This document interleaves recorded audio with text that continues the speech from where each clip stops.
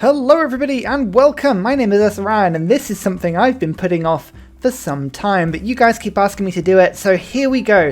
We are going to do a tier list for all of the Civs in Civ 6, but we're going to be doing it based on my rankings, and my rankings are my way of playing, which is very different from a lot of the, what should we call them, commonly held positions of what good is in Civ 6. This is going to be very fun. But to do this, we need to set some ground rules so that you guys know where I'm coming from, and those are as follows. I'm going to be assuming that we're playing single player Deity Civ 6, so this is going to be a guide for Deity mode, and this is going to be a guide for single player. Multiplayer changes things massively, and different difficulty settings of course changes the game slightly as well. You're going to be on a 6 to 8 player map, so small or standard.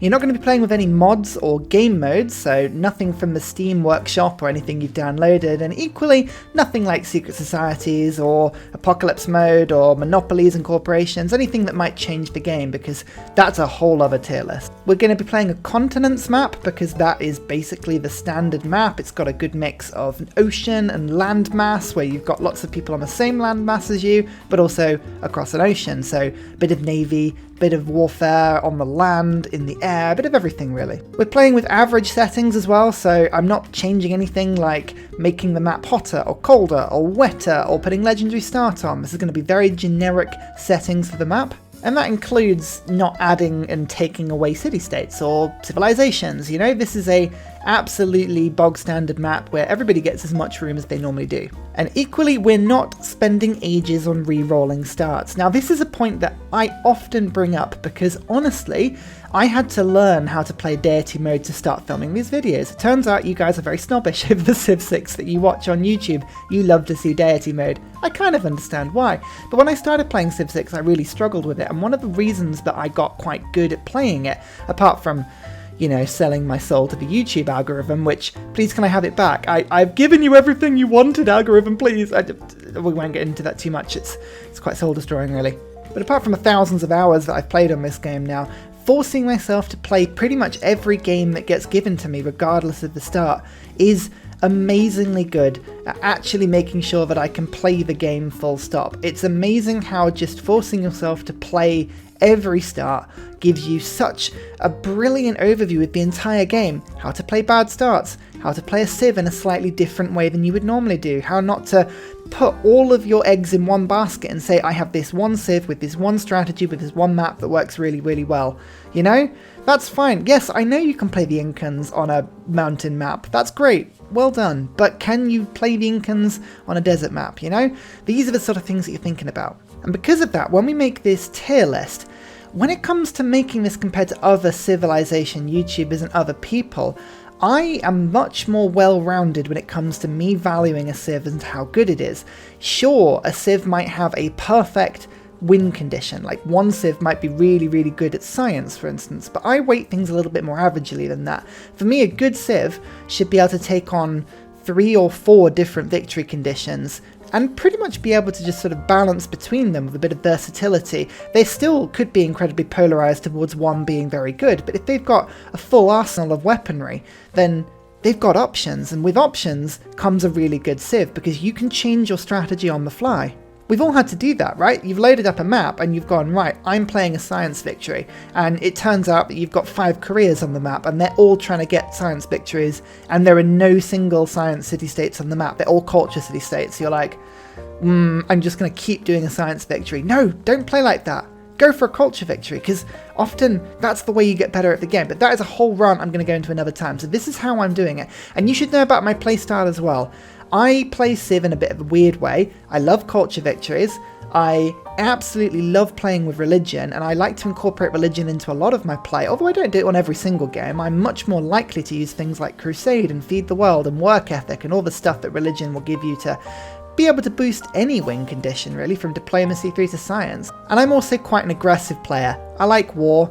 I like pillaging. I think pillaging is pretty much the most important skill you should learn on Deity, in terms of being able to claw back the early game advantage and rushing through to try and catch up with Deity AI, because yes, I know they get a huge start and that's always horrible, but pillaging's really good. So with that said, we get to the tier list. You'll notice that the standard tier list has these things, S being the best tier and F being the terrible tier. And normally people are like, S is kind of like of a broken sort of skill set, like really, really, really unplayably good, and F being like worse than standard. So I feel like we need to change this up a little bit, because I feel like, and here's my argument, the civs are very, very closely balanced. An S tier civ in my head is not a huge amount better than an F tier, because like only about 15% of the ability of you to win a game is the civ you're playing and how good they are at the condition. The other 85, maybe even 90% is all about you and how good you are at a player. I can guarantee you that if you were to find a player of amazing skill and give them a civ that had no ability and like minus 20% on all yields, they would still be able to win Deity pretty much every time. Compared to somebody with a little less skill with the best setup ever, they would find it much more difficult. So I think these bands are much closer than you would necessarily think they are. I also think we need to make a bit of a distinction between the two different types of civs. You have your general civs, your versatile civs, and I would put generally versatile civs on average a little bit higher up than other civs, because those are the sort of civs that you can play multiple different types of win condition on multiple different maps. I know we're going to be doing this from sort of a continents map, but we'll come to why that's more important in a little bit. And then you have the second category, which is the situational civs.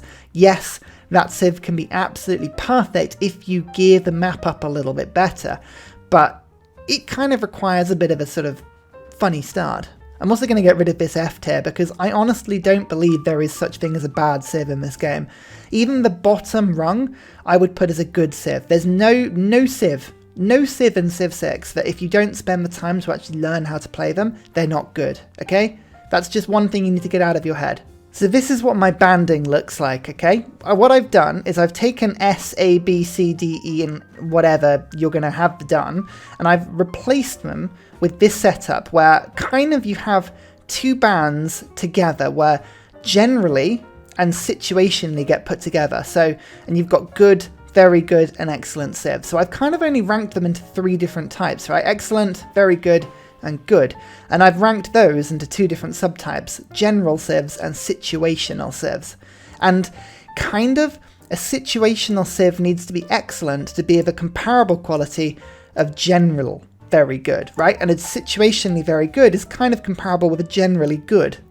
Did this kind of make sense? I feel like this does. So you kind of have like this bottom tier is just a good civ in situational circumstances, and this one is generally excellent in every circumstance. And when I say generally, what I really mean by that is if you were to load a map up with them, I'd say like 80 to 90% of maps, that civ will, basically be generally that category in. So if it's a generally very good civ, 80 to 85% of starts would be very good for that civ.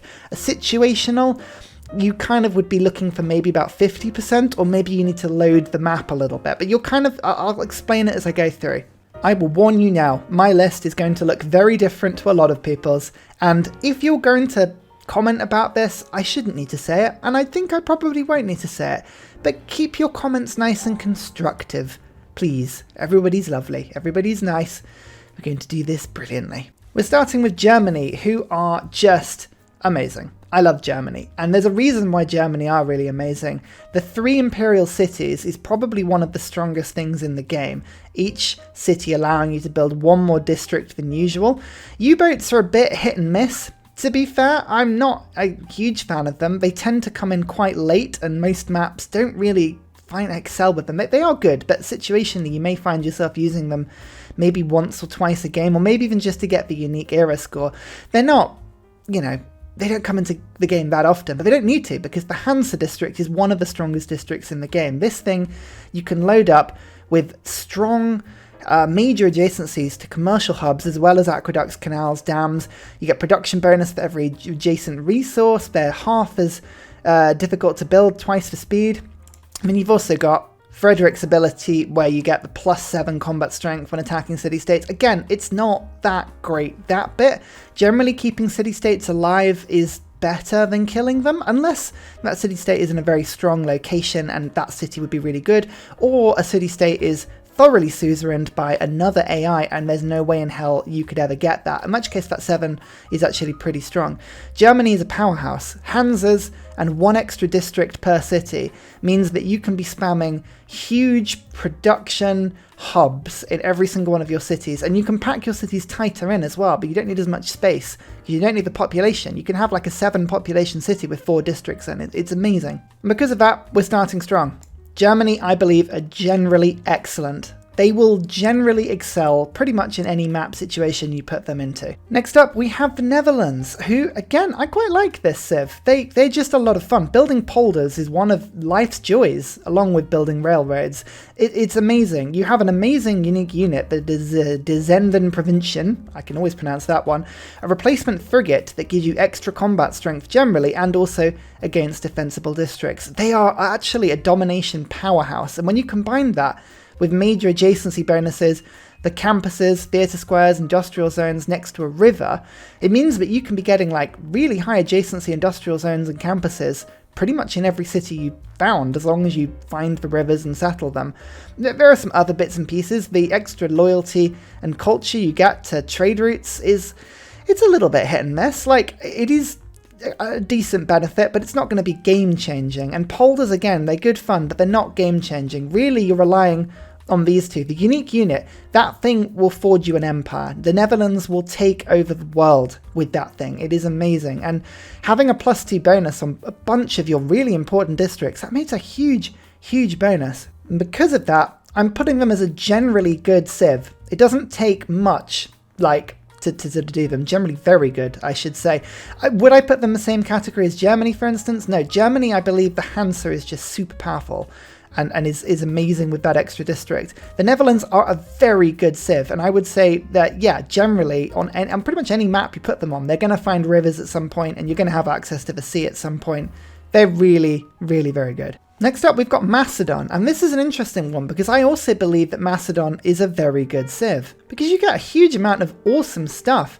Not incurring war weariness is amazing, and you can use that to great effect by declaring and never ever making peace with anybody, and having all of your military units heal whenever you capture a city with a world wonder. Well, when you're playing on Deity difficulty, that ability is amazing because the AI will build wonders like nobody's business, and they also build them very early as well. Hellenistic Fusion is one of those amazing abilities that you don't really notice how good they are until you get onto a bit of a roll. I've played games with Alexander where I start taking over the world and you realise that this ability, giving you a eureka for every encampment or campus you've picked up, or an inspiration for every holy site and theatre square, I've boosted the entire tech and civic tree before I've left the Renaissance era. Sometimes they are insane. They are so good. And you combine that with a unique building that gives you extra science whenever you build units, an extra cavalry unit and an extra swordsman replacement that give you bonuses against districts and giving you additional support bonuses and additional points towards great generals.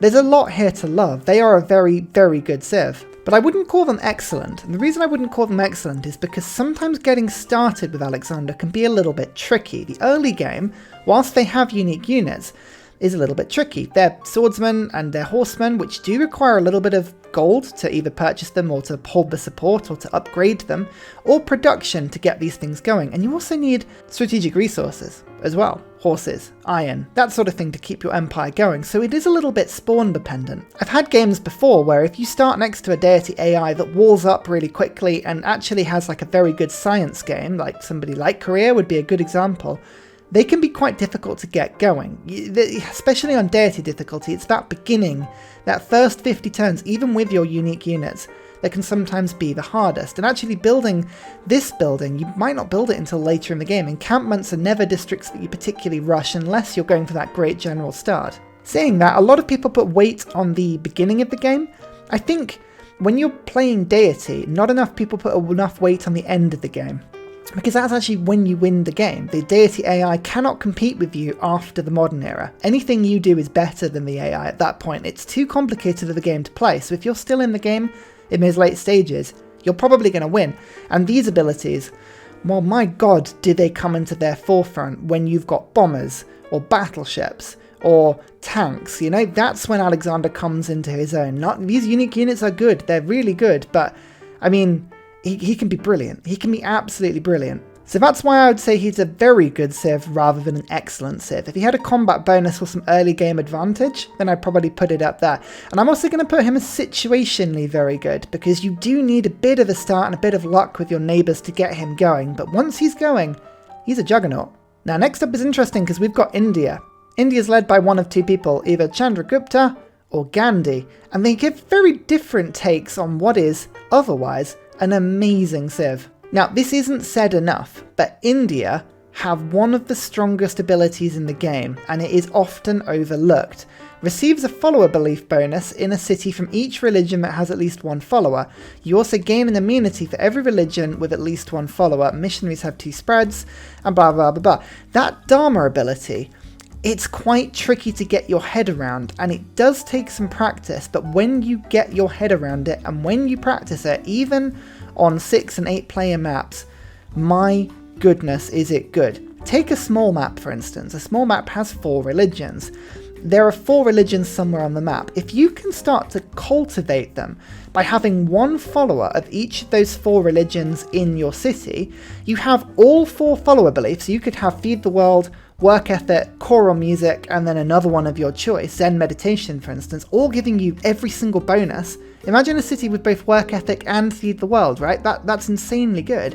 But you're also then getting an extra 4 amenities per city. And that's only on a small map. On a standard map, that could be up to 5 amenities per city. And how difficult is it to actually spread it around? Well, it takes practice, but it's not that difficult as well, because what you do is you don't get a religion. And this is the funny thing with India. You don't get a religion. You let all of the AI make religions for you. You then settle cities near their empires to pick up that religion, build a holy site, and then make sure that you have one holy site in every empire, effectively, that follows that religion as the majority religion. So I've got one city for Catholicism, one city for Eastern Europe, Orthodoxy, one for Protestantism. Do you know what I mean? And then you actually can start sending missionaries from multiple religions to each one of your cities, and the missionaries have +2 spreads, so already they're kicking out with 5 spreads, and they don't need to take over the religion of the city, they just need to pop it down once, and suddenly you have the follower belief for that religion. I cannot tell you how strong that is. It's difficult to really understand until you learn it, but India are S tier. They are S tier because of this one thing, nothing else. Throw in some battle elephants that give you a -5 combat strength if you're stood next to them, which is really handy, and a stepwell which is full of faith to get that early game pantheon, as well as extra housing to make your cities swole. Don't forget what I told you about having Feed the World, because that's the thing as well, as I've complained about on multiple occasions, Deity loves Feed the World. The Deity AI will always go for Feed the World, and if you've done this properly, it means that you've got Feed the World in your empire, as well as Work Ethic and choral music and all that stuff, stuff. So the Stepwell will combine with all of those things to give you amazing cities. Now, the question is, who's better, Chandragupta or Gandhi? Well, I would say that Gandhi probably offers the least extra stuff to the equation. +5 faith for each civilization, including India, that have found religion. I mean, that's pretty good. It's a nice chunk of faith that you can use to basically make culture buildings or holy site stuff, missionaries for instance, or you could use it for late game rock bands, or put down the Grandmaster's Chapel and be purchasing units, or use them, what's it called, the bonus? Monumentality, that's what I'm looking for, where you can purchase builders and settlers, all that sort of stuff. Having faith is really, really handy for that. But even with the double war weariness fighting against, the AI doesn't really struggle with that very much, so I'd say Gandhi probably offers the least here. Chandragupta, on the other hand, that declaring a war of territorial expansion is very easy to do on your neighbours. +2 movement and +5 combat strength for the first 10 turns is an amazing thing. Now, having extra movement and combat strength is one thing, but the things you forget about it are that you can pillage more, because it takes 3 movement for a horse to pillage, and suddenly with 6 movement you can run in, pillage and run out. It's an amazing thing. You can also run onto hills and pillage at the same time. Your swordsmen or your melee troops, your sort of anti-cavalry units are all moving at 4 movement as well, which means you can get your siege weaponry in. And speaking of siege weaponry, things like catapults, trebuchets, bombards, they can move and fire whilst they have more than 2 movement in the same turn. So you don't have to do this whole moving, setting up and firing. You can literally move them down a road, fire them with +5 combat strength. They're amazing. So I'm going to put Chandragupta as excellent. I'm going to put him down as situationally excellent because he's not generally excellent, I would say, because getting that setup where you're manufacturing all of the religions, it can be a little bit tricky because you do have to do a little bit of playing around with the AI to make sure you've settled near them and that they're not too far away from you, and there's a little bit of legwork. And when it comes to nearby neighbour warring, again, you've got to hope that you aren't next to some military animal next to you, but he is an excellent civ. And I would put Gandhi 1 step below. Generally, he lacks that ability to be situationally excellent, but India is still a very good civ. I thought about pushing them up a notch to excellent, but I think this is probably pretty good for them, to be fair. See what I said about my lists looking a little bit different to others? Who else would put India so high, hey? This is why you watch it. Next up, China. China, again, are led by one of 2 people. You've got Kublai and you've got Qin. Now, this is the thing, and this is where it gets a little bit controversial. I think Kublai's better out of the 2. But before we talk about that, let's talk about China. China's dynastic cycle is quite strong, actually. 10% extra for civics and eurekas when you get them, and so you get 50% of the cost rather than 40%. That's pretty good, because when you're playing on Deity, you want to be getting as many of those as possible. Crouching Tiger, it's one of these units with a lot of combat strength, and it's very good to defend a city, but attacking with them can still be a little bit problematic. The range of 1 means that they're often right next to melee troops that could knock them back, and they can get shot at by crossbows with a higher range before they can really come into play. So offensively, they can struggle a little bit. They also find it difficult to hit cities, which I kind of would have expected them to have a reduced penalty against cities just because of the nature of what a Crouching Tiger is. I don't know, but they can be a little bit underwhelming at times. Still a good unit, but not, game breaking. The Great Wall, however, is a brilliant thing. Now, the problem with the Great Wall is that if you put too many of them down, you lose production and you lose food, so your cities might suffer a little bit. But when you do put them down, you get +2 gold, and then another +2 gold for every adjacent wall. So once you start building a line, each gets 6 gold. You also get an additional 2 culture for every adjacent wall once you build them up later on. So each Great Wall puts down 6 gold and 4 culture, I believe, and that culture becomes tourism. Any improvement that gives you tourism is amazing for culture victories. So that's a really, really good thing. And also making sure that you have that bonus to culture generally. I mean, 4 culture per tile is a lot of tourism that adds up really, really quickly. So China are a very good civ. So here's the thing. Why do I think Kublai is better than Qin? Well, Qin Shi is very good, actually. Using builder charges is very useful to be able to build ancient and classical wonders. That means you can rush through quite a bit. You want pyramids? Brilliant. You want Petra? Great. You want the Oracle, or the Hanging Gardens, or the whatever you fancy, you can rush them through. But it's a little bit trickier than that, because on Deity, the game moves very quickly. The start of the game is where the AI is at its strongest, and they will start to accelerate through very quickly. The sheer science and culture output of the Deity AI means that they're going to hit the Renaissance era before you really leave the classical era normally. And that's normal, the start of the game is where you have the deficit, but because you can only rush 2 eras worth of wonders, the ancient and classical, you have to move very quick, and you have to be very, very precise over the wonders that you beeline, because even Qin Shi can still miss them. And yes, you have another builder charge, but a builder with 4 charges will only build 60% of the wonder, 75 if you build it with Liang, and a little bit more if you have the wonder cards in. That's always something to remember, actually. The wonder building civic cards actually do increase that 15% boost. So if it says another 10% or 15% on top, then that will get boosted. That's always a good thing to remember. But even getting those builders can be quite tough, because you have to spend the gold or the production to get the builder, and then put that production into a wonder. Like, a lot of the time, it is more efficient to do it that way.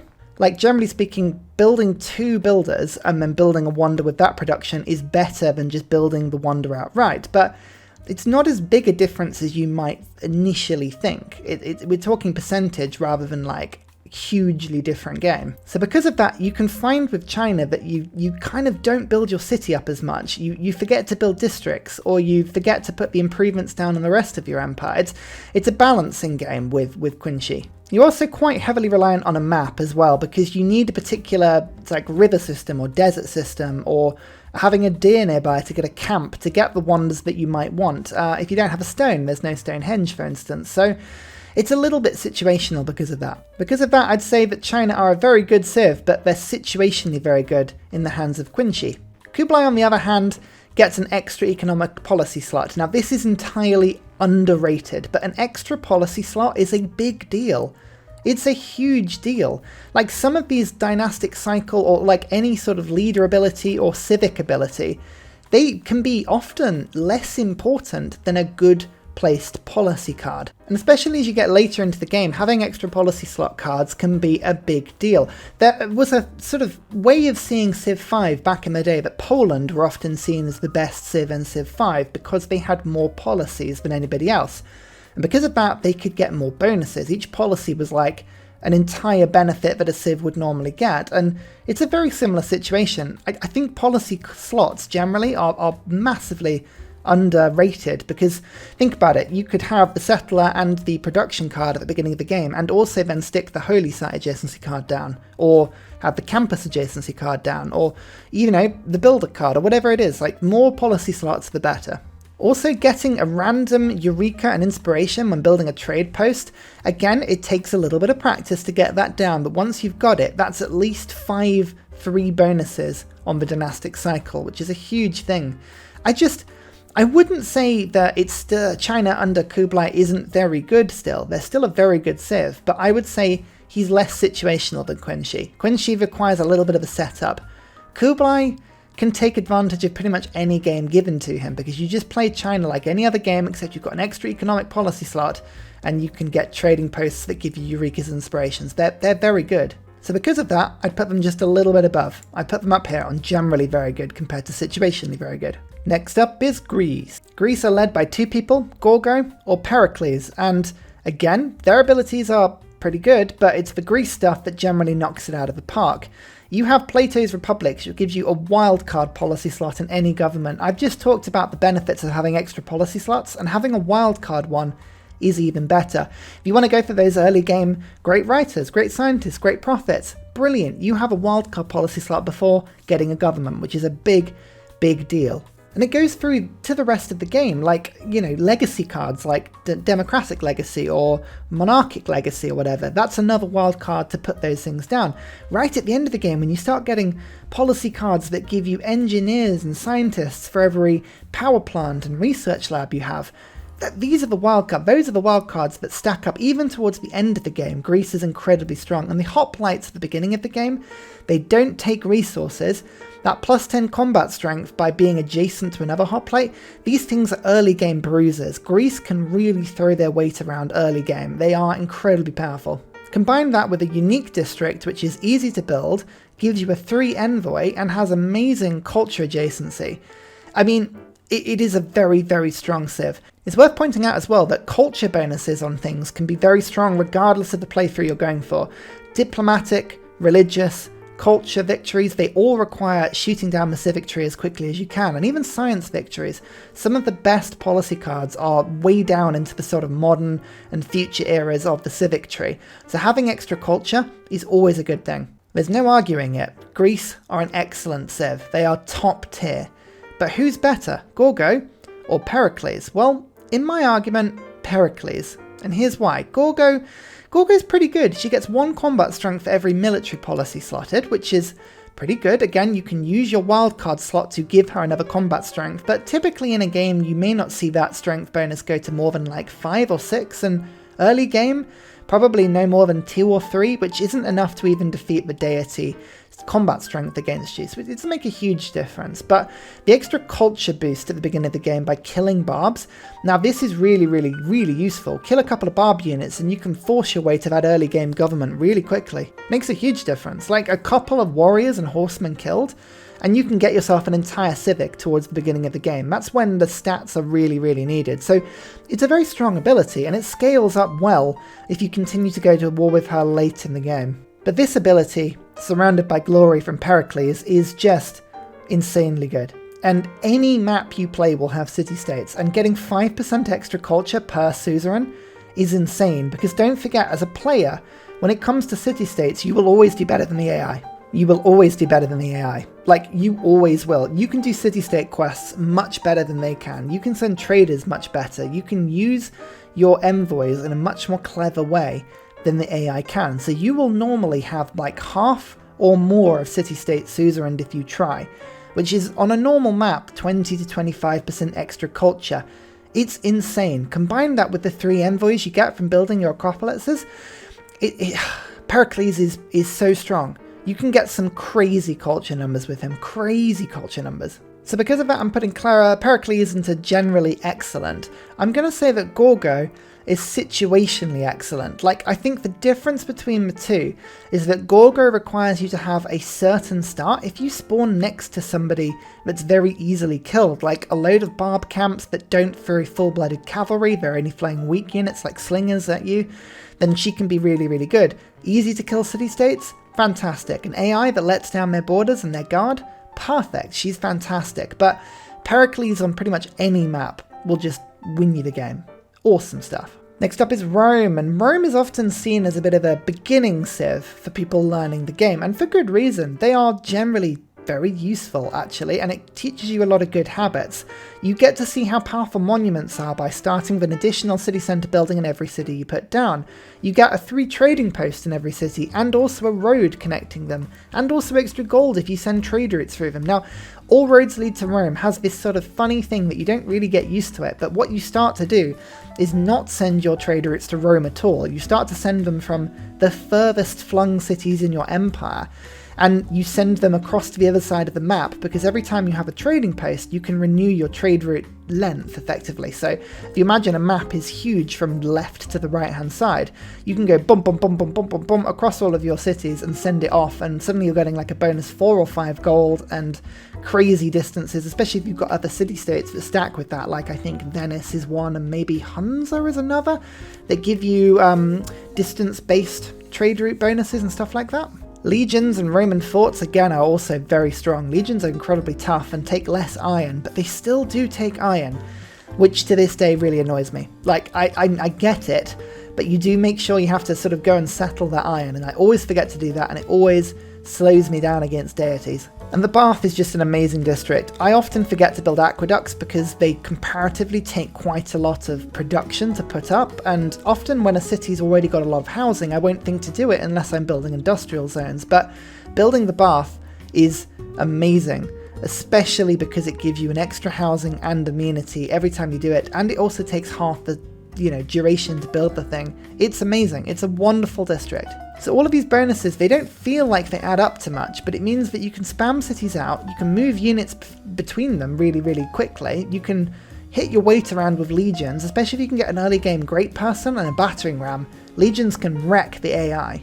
Even combining that with oligarchy, which gives you the +4 bonus, which I think, was it oligarchy or autocracy? Oh, I can't remember off the top of my head. The one that gives you +4 combat bonus, and that's really easy to get to as well, because your extra monuments are flooding you with culture. They're early game bruisers, and a lot of this stuff translates well into the late game. Saying that though, whilst I generally think they're quite gifted, you would struggle to argue that the Rome bonuses quite tally up to maybe even Germany or Greece. So I normally put them in the generally very good category. It's going to be rare that you would find a map that Rome doesn't excel in. Even without iron, you can trade for it. Like, it's easy enough to get if you need to. They're pretty good.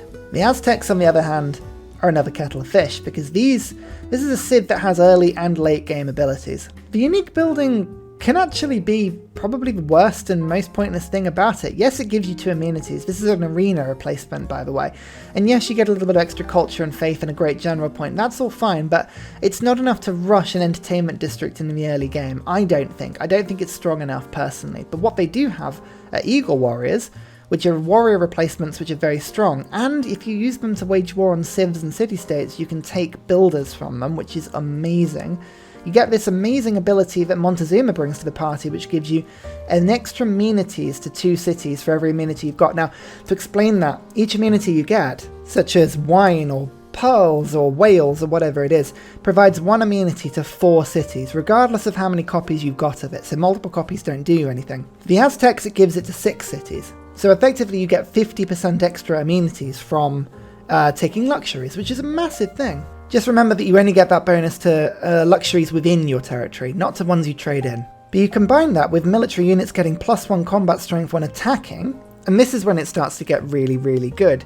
For every different luxury resource improved in Aztec lands, you get the +1 combat bonus. It adds up really, really quickly. Early game, you can easily settle 3 or so luxuries to give yourself a nice +3 bonus, which is really useful because that helps to cancel out the Deity combat bonus, but you combine that with the +4 from either autocracy or oligarchy, I can't remember which one it is, and, you know, send some Eagle Warriors out, and you can easily take down a city-state or 3, easily. But late game, as you get into your stride, if you target cities on different continents, you can start picking up like 10, 12 luxuries, even on smaller maps, and suddenly, before you know it, that 10 to 12 combat strength, well, that's insane.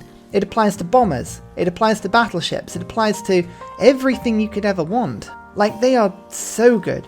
So good. And then you've got, I mean, this would be enough to make them awesome, but then you have a Legend of the 5 Sons using build charges to complete 20% of the original district cost.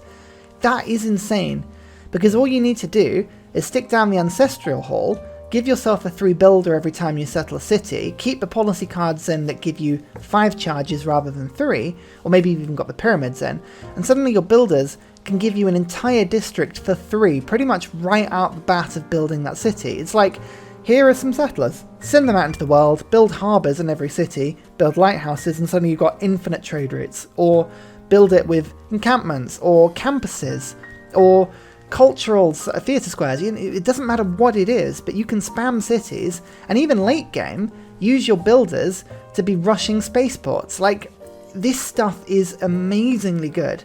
The Aztecs are exceptionally good.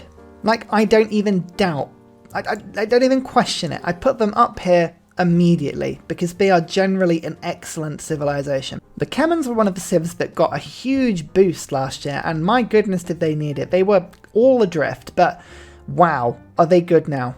Holy sites getting a major adjacency with rivers and a culture bomb. I mean, okay, great. And they also get food equal to the adjacency bonus, and a +2 housing if on a river. So basically, settling holy sites on rivers gives you 2 housing, 2 food, and then you get the usual holy site adjacency. And then don't forget, you can use the policy cards to double that adjacency, so 2 immediately goes to 4, and suddenly each holy site's giving you 4 food, and a culture bomb, and housing, and even more housing, weirdly enough, if you have the policy, the Pantheon that gives you amenities and housing for having holy sites on rivers. It's a really good stacking one with the Khmers. Of course, you could also get like rainforest, desert, or tundra adjacency on your holy sites to get huge food centers as well. All of these options are really good with them, but combine that with Feed the World or Work Ethic or any of the good religions, holy sites suddenly become insanely powerful for the Khmers. Combine that with their other things, like aqueducts giving 1 immunity for entertainment anyway, and also an extra faith per population, but don't forget they're amazing at getting food. Plus you get farms having 2 food extra adjacent to an aqueduct, and also 1 for a holy site. That's amazing. You also get an elephant with a catapult on it back of it. I mean, honestly, what more do you need in life? It's awesome. It can move and shoot at the same time. It's got stronger strength than the trebuchet. It's a really, really powerful unit. I mean, that's if you want to kick your weight around. Khmers traditionally aren't particularly warlike, but honestly, with high population, you normally get high science, and with high science, you can, throw your weight around as much as you want. So the Domre is quite useful on that. You also have the Prasat as well. +6 faith instead of +4. It's a temple replacement, but equally, you get an extra half culture for every population in the city, and a huge bunch of tourism late game if your cities are 10 or 20 pop. I mean, these guys are insane. You build huge cities with massive populations, and for every population you get extra culture, extra faith, and extra tourism. The Khmers are amazing. They are an excellent civ. The only drawback to them is that you are very, very, very reliant on river focus, because without the river, the holy sites lose adjacency and you lose a bit of housing. So, you know, they are situationally, they kind of rely a little bit on holy site adjacency, so making sure you have rivers and mountains and forests and all the good stuff that adjacencies kind of are given by holy sites, then there is a little bit of situationalness there.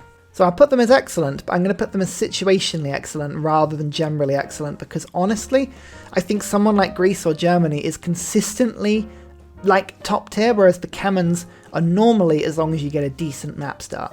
The Incans are one of those civs that are just a lot of fun to play, because the more mountains you have, well, the better they get. For every mountain tile in your city territory, trade routes gain +1 food, which is just awesome. You get like 7 or 8 mountains and suddenly those internal trade routes can go crazy. You can work the mountains, they give you production, they give you extra food for adjacent terrace farms. The terrace farms themselves turn pretty much any hill tile you've got into food magnets, an extra +1 food, and also 2 production. This is often forgotten. Actually, the 2 production is insane if next to an aqueduct, or 1 if next to fresh water. You also get an extra housing and also extra food if they're next to mountains. So it's not uncommon to see terrace farms with like 9 or 10 yields at the beginning of the game. They can be insane, and they also make the mountains really good as well, which in turn make the trade routes good. The recon unit, I mean, it replaces a skirmisher. It's okay, it attacks twice. It's a bit weak, so you can't really use it as an offensive unit because they die pretty quickly, as most recon units do, unless you get the +20 combat strength, in which case it becomes absolutely insane, but it's quite situational that you get to that point. And the ability to use your builders to get sort of mountain paths, that's quite useful, to be fair. It is quite useful, but it's, again, a bit of situational. It's the other stuff that works well with them. The problem is that the Incans are incredibly situational. They rely so heavily on mountains, because if you don't have mountains, or let's say you do, but your mountains are quite small and you choose to settle like your 6th through to 12th city and there are no mountains left in your area of the map, well, you lose a lot of this bonus, and suddenly it's just the terrace farms giving you extra housing and food and production from being near freshwater. Like, they can build big cities, but a lot of it is lost once you lose that mountain. The other problem I find with the Incans as well is that there's huge competition for those mountain tiles. Normally, if it's a good terrace farm, then it would also be a good campus, or a good holy site, or a good industrial zone if you had Machu Picchu built. There's a lot of competition, so you end up building all of these things like repeatedly. If you put preserves up next to the mountains, you can't put your unique district down on it. It's the improvement, I should say. They're a little bit like counterintuitive. Some of the bonuses that give you the best things can stop you from doing other things. So you build loads of these terrace farms and you stop building campuses. You build loads of campuses, your mountains and terrace farms don't do as well. It's a little bit tough to balance the competing, needs in mountains and for the Inca. So because of that, I'd rate them as very good rather than excellent, and I'd say that they were situationally very good, because you do need a good mountain start there. Oh boy, here's where we start getting a little bit more controversial, because we're into America, and I have some intriguing thoughts about America. You get 2 different versions of Teddy, either Bull Moose or Rough Rider. Effectively, it's do you want a hat and scarf or a dashing suit? I mean, let's face it, Teddy is just an immaculate human being, whichever one you pick. But the actual American stuff is below. You get the Founding Fathers, which gives you a diplomatic policy slot shift into wildcards. So any diplomacy slot you would normally have gets put into wildcard slots. It's really good for late game. Well, actually not even late game. You used to get a little bit at the beginning of the game if you went for Classical Republic or another government with a diplomacy slot. But especially later game, if you went democracy, that's a good example where you can pick up a lot of these, and you get extra diplomatic favor per turn for every wildcard slot. That flexibility is amazingly useful, because sometimes you can have games where the diplomacy policies are not as good as the wildcard ones, or maybe you need more economic or more military or whatever it is.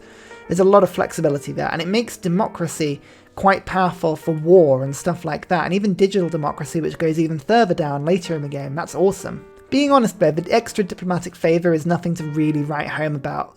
All of this stuff you can get from buying it from AI if you really needed to. The Mustang is a very, very good unit, but it's a fighter. If it was a bomber replacement, it would be amazing, but it's just a fighter replacement, so even if it gets more strength against other fighters, well, quite frankly, against other fighters, that rarely picks up, because the AI rarely uses fighters. The extra experience and the flight range is good. You can pick up strafe really quickly to make them hit cities, but again, they're not the best units. But Film Studio, again, it's a funny old one, plus 100% tourism pressure from this city towards other civilizations when the game enters the modern era. It is good. It is good. You get more tourism, but it's a funny old building because it comes in quite late, and whether or not it gives you the bigger as bonus that is as big as you think it's going to be, because it's the way that the game works out tourism pressure. It's only the tourism that the city itself makes from buildings within the city. It's all a bit funny about how it works it out. So, you know, America is good, but I think they're a good civ. Like, there's flexibility there, but they're a little bit, like, disjointed, I find. They can't quite make up what they're going to be. It's when you compare which Teddy is better, Rough Rider or Bull Moose. Well, for me, it's got to be Bull Moose. I find Bull Moose generally very, very good. The extra science and culture, +2 science and +2 culture from breathtaking tiles, as long as they're adjacent to certain things like mountains or woods or whatever. I mean, actually, the stacking effect of national parks giving +1 appeal to all tiles in that city. He can get crazy late game. He can shove down those national parks really quickly. You can stack it with the breathtaking tiles, give you +1 faith pantheon, which is really useful. The early gameness of this science and culture, like with a decent start, you can race through those early game techs and civics. Like, he can be really, really fun to play. The only problem to antiquities and parks is you have to play in a very particular way, because suddenly mines, industrial zones, encampments, spaceports, anything that reduces appeal, suddenly that bites you in the neck. Like, you can't build all of these things because, like, you have to just keep your appeal really, really high. So you find yourself building loads of lumber mills and no mines and not chopping anything down. Although you do end up chopping down all the rainforest, which is always good fun to do in Civ 6. I still think he's better than Rough Rider. I like Rough Rider. The +5 combat strength on home continent is quite a nice ability. And actually having envoys doubling up as long as you've got a trade route going to that city-state, that is really, really quite useful, to be fair. It is a very good ability. And Rough Riders as well, +10 combat strength when fighting on hills, as well as having a lower cost, and also coming in at rifling, which is a little bit earlier than they normally come in as well. That can be really, really useful. I mean, rifling, thinking about it, is very, very boostable tech. That's just putting down a niter mine, a gunpowder mine, right? So that's pretty easy to do. But again, I find those abilities just, again, they kind of double up with an America that's just a little bit all over the place. I'd say that Rough Rider's abilities, they don't make America any more than good, but they are generally good. Like, he's going to be useful pretty much in any situation you give him. Whereas Bull Moose, I think on a situationally good map with lots of breathtaking tiles, he can be very good. It's just, you do find yourself a bit constrained in the later game as to how you play. Like, any game that involves you not building industrial zones can be quite tricky if you go for a lot of different victories. Hungary. Now, my love of Hungary is well known. I love them. They're just an amazing civ, and you can pull some crazy victories from this. Like, I've pulled off domination victories on standard sized maps less than turn 100 because they are, they're just brilliant. The ability Pearl of the Danube is 50% production to buildings and districts, so both of them. It's the buildings inside the districts as well, as long as they're constructed across a river from a city centre. That is an amazingly useful thing. You settle the rivers, you put your districts on the other side of them, it can be really, really good. Thermal baths, there's nothing to really write home about. You have to remember to build these things next to, or in cities with geothermal fissures, which can be quite unpredictable. So the extra amenities in production, it can be kind of a little bit hit and miss. Well, actually, no, there's 2 amenities and 2 production you get anyway, but it's the extra tourism and amenities if there is a geothermal fissure. That's quite difficult to achieve, to be fair. But the fact the Hussar and the Black Army both are on the same promotion tree, I think they're one of the few, if not the only civ in Civ 6 that has both unique units on the same promotion tree. So the Hussars promote into the Black Army, and these things are just insanely useful. +3 combat strength to every active alliance is brilliant, but then hang on, so no, sorry, it goes Black Army into Hussar, so I got it wrong way around. Black Army gets +3 combat strength for each adjacent levied unit. You can stack that really, really quickly, but it's the Raven King that is one of the best abilities in Civ 6, hands down. Levied units gain an ability giving them +2 movement and +5 combat strength. It costs 75% less gold and resources to upgrade levy units, and if you do, you get 2 envoys with that city-state as soon as you do it. Now, This teaches you to levy city-state units, which everybody should do more often. It's a skill that is not utilised in Civ 6 enough, but when you do it, suddenly you've got units with +2 movement and +5 combat strength, and you can immediately, for 25% of the cost of resources and gold, upgrade them into the highest power unit you've got. So say a city-state's got man-at-arms, well suddenly, bam, they're all line infantry because that's what you've researched, right? And, even better, don't forget that levied units from city-states you don't pay a maintenance charge for. It does not cost you gold per turn, so these things are really, really cheap to run. But it means you pick up a Marnie, who, dropping her in a city-state gives you 2 envoys for that city-state. You suzerain them, you levy the army to get extra envoys, and then you move her to the next city-state whilst that army immediately rushes in at turbo speed with extra power against the city of the AI, and you immediately take it over. They are just juggernauts. Juggernauts. They are so good. I cannot tell you how good Hungary are once you practice with them. Like, I don't even need to continue talking about it. They are excellent. They are an S-tier broken Civ. Next up is Nubia. And Nubia are pretty good, to be fair. You have this wonderful ability, which is 20% production towards all districts, rising to 40% if there's a Nubian pyramid adjacent to the city centre. And the Nubian pyramid is something that unlocks with masonry, and you can build it on any desert tile, effectively, including hills and floodplains.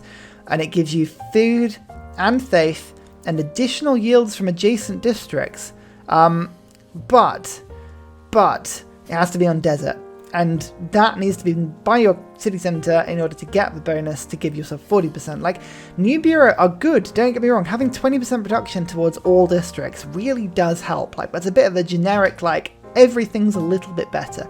Combine that with a little bit more production towards ranged units getting more experience, having more production over mines, over strategic resources, and bonus and luxury is giving you some more gold. Like, everything's just a little bit better.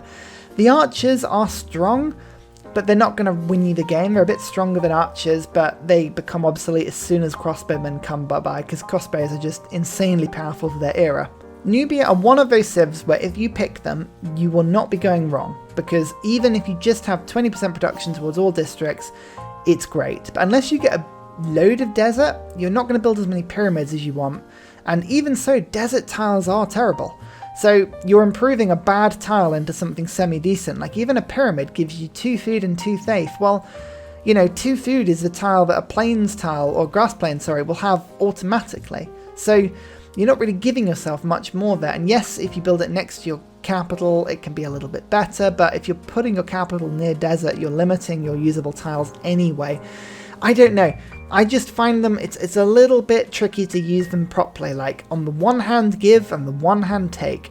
So for me, Nubia go to situationally good. You need a bit of desert, but they can be a good civ. Now I know a lot of people like Nubia more than that, so I can be persuaded, but for me, they've never quite worked. Kupe next.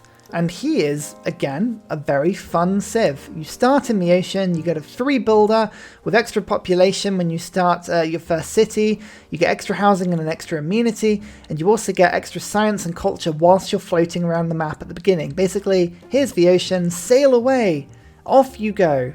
Very good fun. I mean, all of that basically means that as soon as you settle your capital, it will be on par, if not better, with all of the capitals that have been plonked there from turn 1 because of the extra housing and the extra builder. It's really, really good fun. And having sailing and shipbuilding embarked right at the beginning is a really useful thing, because you get to areas of the map that nobody else can. You are exploring new continents, new city-states, new land to settle. It's amazing, and also having unimproved woods and rainforest giving you +1 production that gets better and better through the game. That's no builder needed to improve that stuff, and you already have cities with huge production. Extra food from fishing boats and also culture bombing them. You have this amazing Maori building, which is a replacement for an amphitheatre, where you just don't get involved in the Great Writer game at all. You can't get Great Writers, but you do get culture and faith for all of the city's passable features, like reefs or forests or anything that you can move through that's called a feature, effectively. Combine that with a Toa, which is a semi-decent warrior replacement at the beginning of the game. Is it warrior? No, classical era unit. Oh, it might be, yeah, it's around that sort of time, isn't it? I mean, it could be separate, but what are you going to do?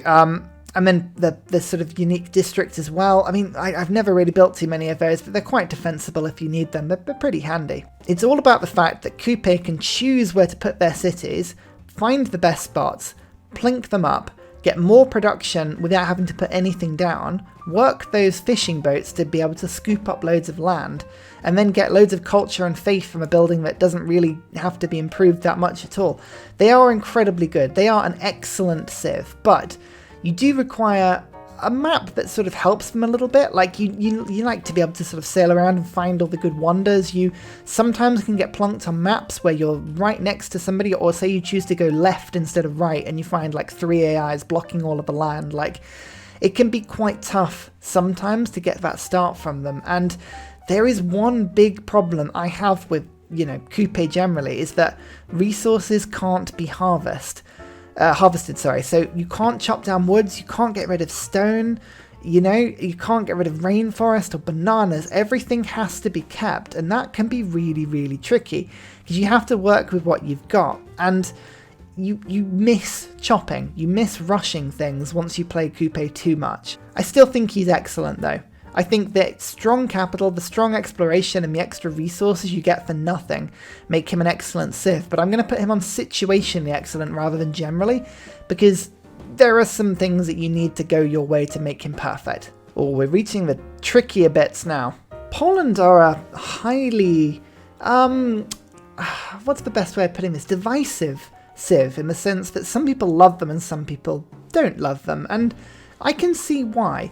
The ability of the Lithuanian Union here, giving your majority religion being the dominant religion that anything that loses a culture bomb tile to. So I think you can culture bomb with encampments and forts, so that's quite useful to do. So you pop an encampment or a fort down, you steal a tile from the enemy, they get your dominant religion. You also get holy sites getting major faith adjacencies for adjacent encampments, again, so as long as you're building encampments and also holy sites, you can get some good adjacency there. And relics give you more stuff as well, faith, culture, and gold. So all the stuff that's around religion, relics, and putting holy sites down in fun places, as well as stacking that up with some combat.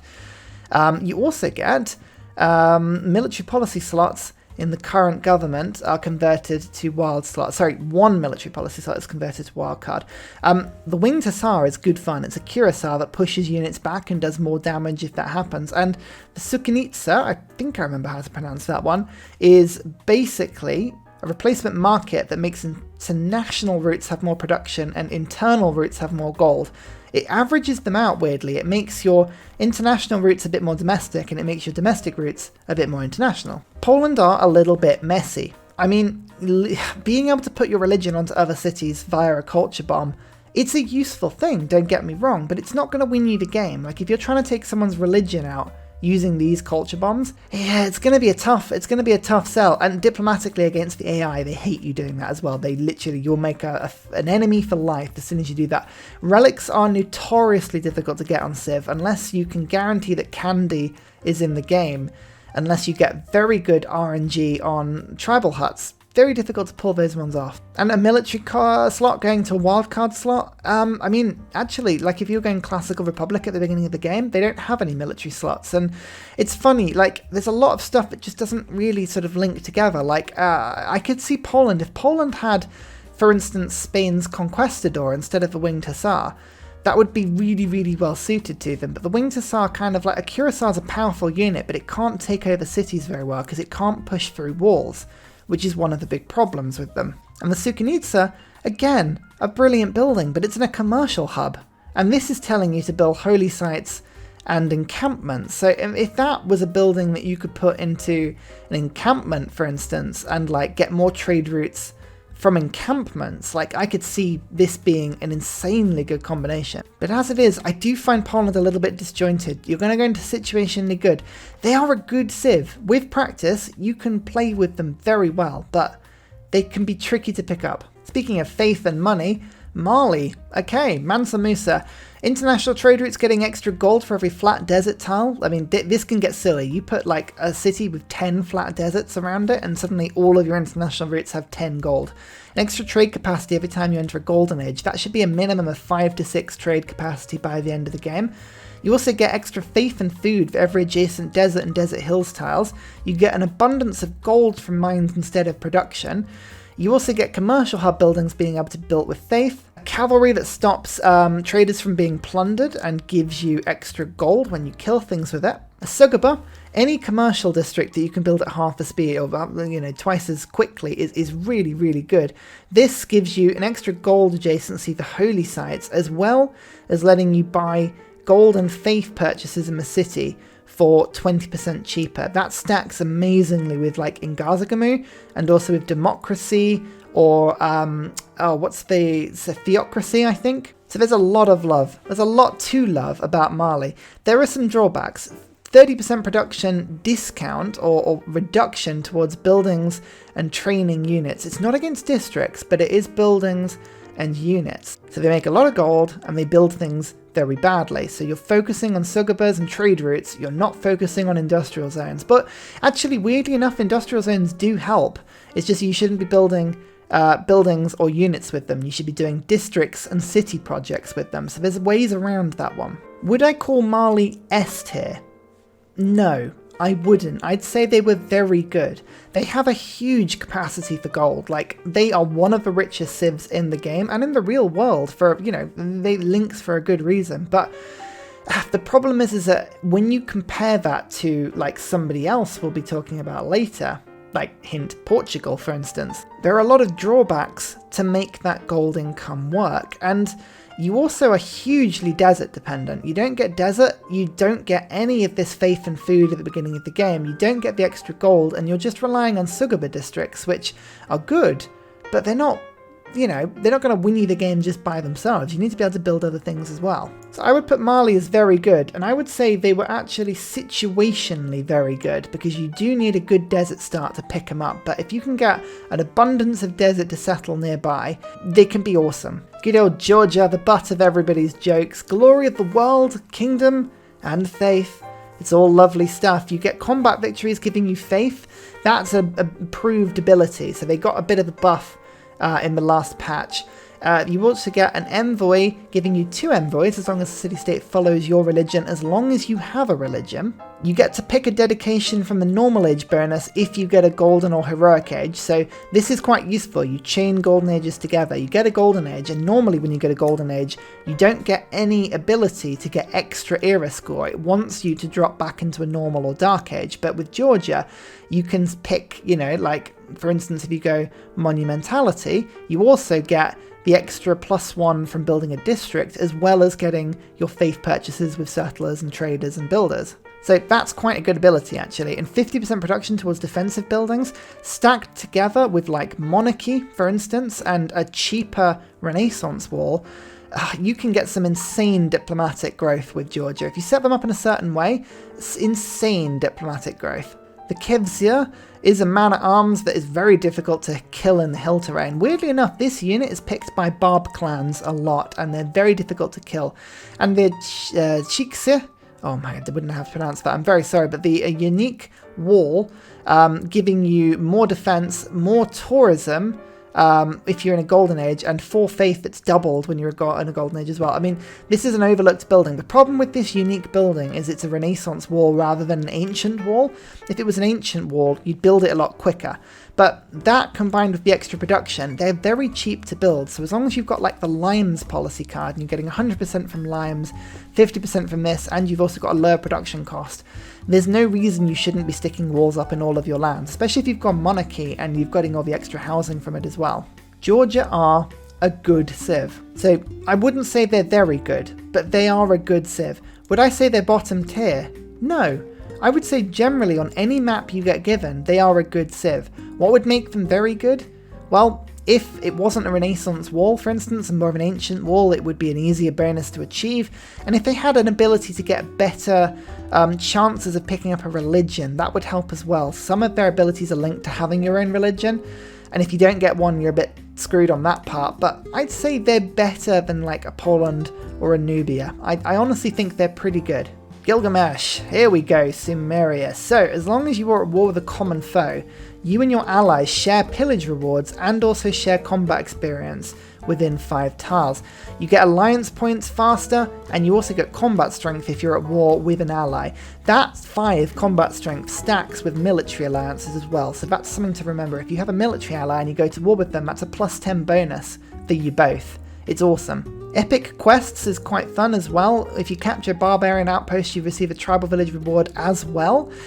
Again, I wish that scaled into the later game better than it does, but at the beginning of the game that's quite useful. And paying half of the usual gold cost to levy city-state units, that is genuinely a very good ability. Like, that lets you hire very cheap units at the beginning of the game to go and kill people with. Very handy. The war cart is very powerful. You get 4 movement if it starts in open terrain, and it also has a lot of combat strength and no resource cost, and you can use it to wreck people. But the problem is you don't have the production that Deity AI does, and you don't get the combat bonus they do.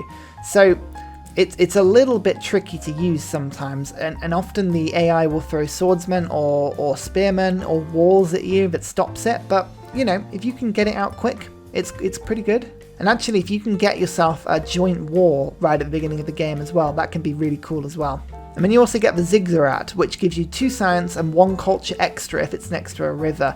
This is an amazing improvement at the beginning of the game. The problem, again, a bit like the Great Wall, is you don't want to put too many of them down, because if you do, your city will stop growing and producing things. And that's the problem. You put one of these down and you work it, and you're not getting the production you need to be building war carts. It's a very difficult balancing act. Normally I'd suggest only having maybe 1 or 2 per city. You want the population to be high enough to support them. I would say Gilgamesh is a good civ. I wouldn't put him as very good. On multiplayer, he can absolutely wreck, because human players don't have the same defenses against war carts, and you can also pick your joint wars a lot easier. I mean, multiplayer he is absolutely mad, but I would call him good rather than very good or excellent. I would say probably I would put him as generally very good rather than situationally good, because you don't need much to make a start of his work. Flatland and rivers, yeah, maybe, but you can always go take somebody else's, you know? Scotland. Now Scotland are another one that people really do enjoy. Bannockburn can declare a war of liberation after gaining the defensive tactics. So that's basically if anyone that your allies or your own cities have been taken over, you can go get them back. If you do it, 100% production towards anything, and +2 movement for the first 10 turns. It's a very, very good ability, that. It's basically like, if the English take your stuff, you can build it back and you can run after it really quickly. I'll tell you now though, with the Deity AI and playing on single player, getting a war of liberation can be quite tricky. It can be quite tricky. You have to pick your allies well. It's very possible to do, but you need to engineer the situations quite well. Scottish Enlightenment is mainly the sort of ability people write home about. If the city's happy, it has 5% more science and production, and generates a science point per campus and an engineer point per industrial zone. If you have an ecstatic city, it doubles them all. So as long as you can get +5 amenities in a city, it's +10 science, +10 production, and has 2 extra scientist points and engineer points. Really, really good, but very amenity related, and at the beginning of the game that can be very difficult to pick up well. Highlanders, again, anything that's a ranger improvement is going to be, you know, difficult to actually find a decent use of, because the world is mostly explored at this point, and yes, you get extra combat strength for fighting, but recon units are pretty weak. Golf courses are actually pretty good as well. The extra 2 amenities helps with Scottish Enlightenment amazingly, and you also get gold, culture if it's next to a city centre, culture if it's next to an entertainment complex, and you get extra tourism and housing and stuff, which is pretty cool, but equally, you can only build 1 per city, and it's kind of like you end up putting them down to get the amenities per city. Scotland is a good civ, but in order to make this work, you need to be massively pushing it. Like, in order to get a war of liberation, you need to massively skew the way you deal with the AI. In order to get Scottish Enlightenment, you need to get a lot of amenity training, you need to be building a lot of golf courses, you need to be building things that give you amenities, so lots of entertainment complexes, water parks, trading with the AI. What else could you be doing to help with that? Wonder building. keeping your cities incredibly limited in scope. Scotland is built to play tall. You want a small empire that has very big cities, like 7, 8 cities, rather than an empire that goes wide and has 20, because as soon as you go wide, you lose all of your extra abilities here. So they can be good, but you have to play in a very specific way. Because of that, I'd actually put them down here as situationally good.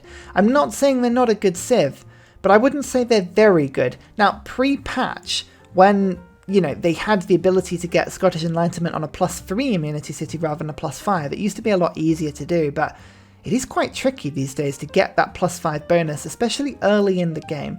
Later in the game, they come into their own. If you can keep Scotland alive into the late stages of the game, then they start coming online. But early game, they can be tricky. Egypt and Cleopatra. So, we have the typical wonder building. It's 15% extra production towards districts and wonders if placed next to a river. That doesn't have to be floodplains. It's just next to any river. Your trade routes to other civilizations give +4 gold for you, and if they send one back to you, they get 2 food from a trade route and you get 2 gold. So this is an incentive for people to send you trade routes. Does it make a meaningful impact on how the AI interacts with you? No. Trading with allies, however, does earn twice as many alliance points. You can get the higher ranking alliances earlier in the game with Cleopatra. The Chariot Archer is very good at clearing barbs, but going to war with it can be tricky. And Sphinxes are they're good. +1 faith and +1 culture, as well as giving +2 appeal to a tile, is an okay bonus, but it's not the best. +2 faith if next to a wonder, and +1 culture if built on floodplains. I mean, with a bit of engineering, you can get like a +3 faith, +2 culture Sphinx if you want to. But they're tricky. They are tricky to really do too much with. I find Egypt generally a little bit underwhelming. 15% production towards districts and wonders if placed next to a river, that's good, but if you think of the fact that Nubia gets 20% towards districts just by being alive, I don't know, I just don't think she stacks up in the same way. I'd say the wonder kind of makes up for that, and you do get a little bit more from trade routes, but when you consider that you need allies and the AI to behave well to you, and also you need loads of rivers, I'd put them as situationally good rather than generally good. God, looking at this split, I am proud of myself for making it so even so far. Like, that's pretty good. Next up is France, and France gets not 1 but 3 leaders. Goodness me. Before we dig into the leaders too much, looking at France's abilities, you will see some strange stuff. 20% production towards medieval, Renaissance and industrial era wonders. It's a very particular mid-game wonder is the one that you want there. And you also get double tourism from wonders. That ability, it sneaks in there at the end, but if you're going for a cultural victory, that makes a big difference. That could be the equivalent of like an 8 tourism wonder becoming like 16. So getting those early game wonders can be really handy with France. The chateau, it's got some funny rules, like, you know, it has to be built adjacent to a bonus or luxury resource, and it can't be built next to another chateau. But if you do get one down, you get 2 culture, 1 gold, 1 appeal, and you also get extra culture for every adjacent wonder, and also 2 gold if it's on a river. So there's a lot of stuff that you can do to get that early game culture and gold going, and that culture again translates into tourism. So if you've got chateaus down combined with your wonders, France gets quite a good tourism boost. Sneaking in though is the Garde Imperiale. These units are deceptively amazing. Line infantry already have 65 strength, plus 10 combat strength when fighting on your capital's continent. Doesn't need to be on hills, doesn't need to be fighting in jungle, it's just on your continent you get plus 10 combat strength. Already that's a plus 75 unit. Now if you give them the urban fighting promotion, suddenly they're attacking districts on your continent with 85 strength. I mean, that's the strength of a tank. That's so powerful. It's brilliant. So France are they're okay. They're good to sort of very good. But the thing about France is that all 3 of their leaders are insane. Firstly, which Catherine is better? Well, firstly, you have the Black Queen, who gives you 1 extra level of diplomatic visibility with everybody, as well as a 3 spy, and all of your spies having a 3 agent, or a promotion. Or you have Magnificence Catherine, where improved luxury resources give you plus 2 culture as long as they're next to a chateau or a theatre square. I mean, that's pretty good. And you also get the ability to put court festival projects down, which convert any duplicate luxury ownership into additional tourism, which, when done right, you can do some hilarious early game rushes with. It is quite tricky to pull off, really, but it's quite fun. Catherine in both forms is very good. One is a cultural powerhouse, and one is a bit more of an enigma. Quite literally, she uses spies. Black Queen is better than Magnificence, and Magnificence is still pretty good, but Black Queen is better, and the reason for that is that diplomatic visibility is a severely underused thing in Civ 6, as well as spies.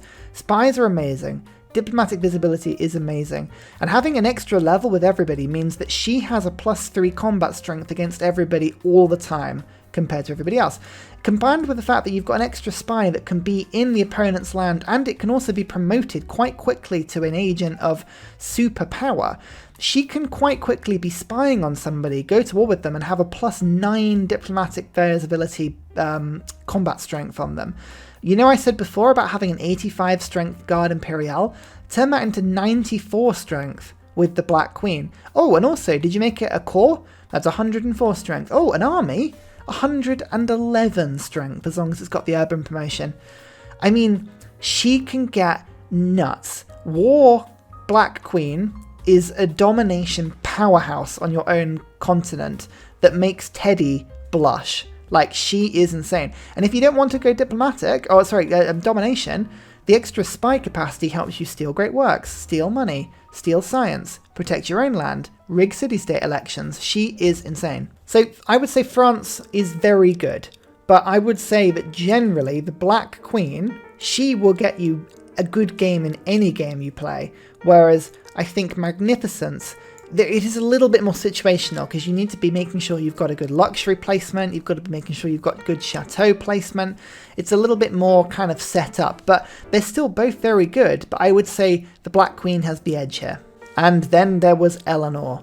Eleanor of Aquitaine is one of the best leaders in Civ 6. Her ability, the Court of Love, is insanely powerful.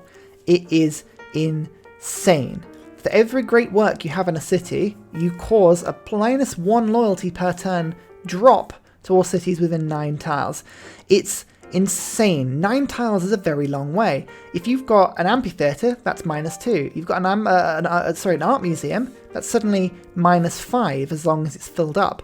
3 cities on the border, you're throwing -15 loyalty all of a sudden. And don't forget, this is what people forget. Oh, well, Eleanor doesn't have any ability to get great people in the first place. That's fine. Buy them. Your chateaus, they're giving you extra gold. You've got all of the extra luxuries to sell. Buy them from the AI. And then use the Court of Love. The Court of Love lets you steal cities undamaged, with their full population, with full loyalty, with no diplomatic penalty whatsoever, and the AI doesn't move great works away from them. You can then use your great works to put into their cities and then create like a domino effect. Like, we've seen so many videos on Eleanor of Aquitaine doing the no combat domination challenge. She is insane. She is broken. So rather than very good, situationally, she is excellent. I would say the only reason I'm putting her here is because there is another version of her. Just like Kublai, she appears in a different Civ entirely, this time England. Now, England, I know I'm a little bit biased here, because England are the proper Civ of the game, but England is amazing. It's so underplayed and so good. Workshop of the World, it is just amazing. Iron and coal giving you 2 more resources per turn. That makes a huge difference with warfare. That makes a huge difference with power consumption. You get 100% production towards military engineers, so you can be laying railroads, you can be building tunnels, you can be rushing all of the green districts, aqueducts, dams, canals. You can also flood barriers as well in your cities with 4 charges as well, because military engineers have 4 charges. You also get additional yields when a building is powered, +4 to be precise. That late game bonus is insane. If you can get England through to the powered stages of the game, England will outproduce pretty much everybody, because that +4 yield is insane. It's in every research lab, every factory, every stock exchange, every broadcast center. I mean, it's insanely useful.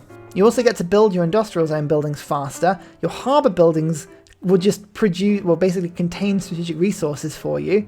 so, you know, never running out of iron or coal ever. You have a Sea Dog, which is a lovely privateer replacement, which is fantastic at raiding. You have the Royal Navy Dockyard as well, which is possibly one of the best districts in the game, because it's just a really cheap harbour to build. It also gives you extra gold and loyalty when you build it on a foreign continent, so those outposts you can keep. Like, England are just low-key fantastic, and we're going to talk about Eleanor quickly, because when she gets put in charge of England, it's brilliant. The Royal Navy Dockyards and the extra strategic resources give you as much gold as you could ever want. Ever want. You are without any gold issues at all, so you buy those great works and you take over the world. Because of that, her abilities are a little bit more synced than French Eleanor, and she becomes generally excellent. Eleanor of Aquitaine, when she's being controlled, or when she's controlling England, is almost unplayable when played right. So where does Vicky stand up to her? Well, Vicky's pretty damn good. Her abilities, again, are a bit of a mouthful. I mean, this is far too much text, but I love it. Each time you found a first city on a continent other than your home continent, you receive a 3 melee unit and a trade route capacity. So basically, all of the continents on the map, go settle them all. Constructing a Royal Navy Dockyard grants you a copy of the strongest naval unit you can build.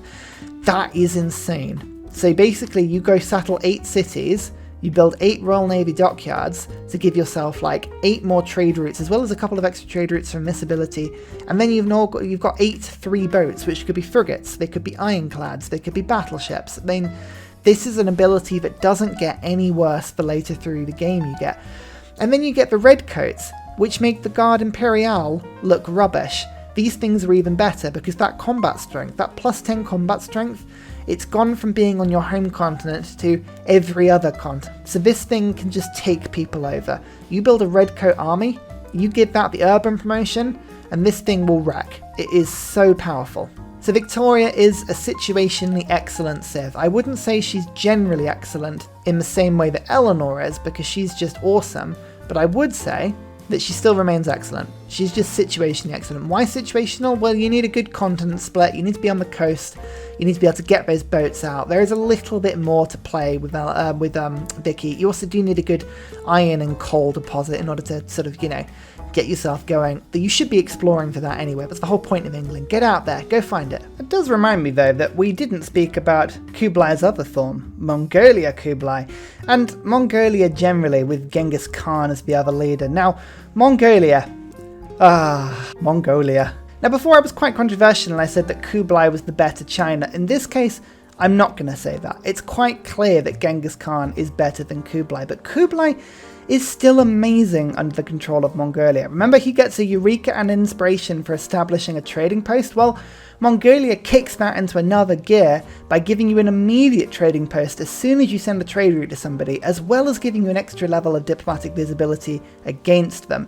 You also get double the usual combat bonus for having a higher level against your opponent. He is amazing as Mongolia, because Mongolia are amazing. The Kashig, it's a good unit.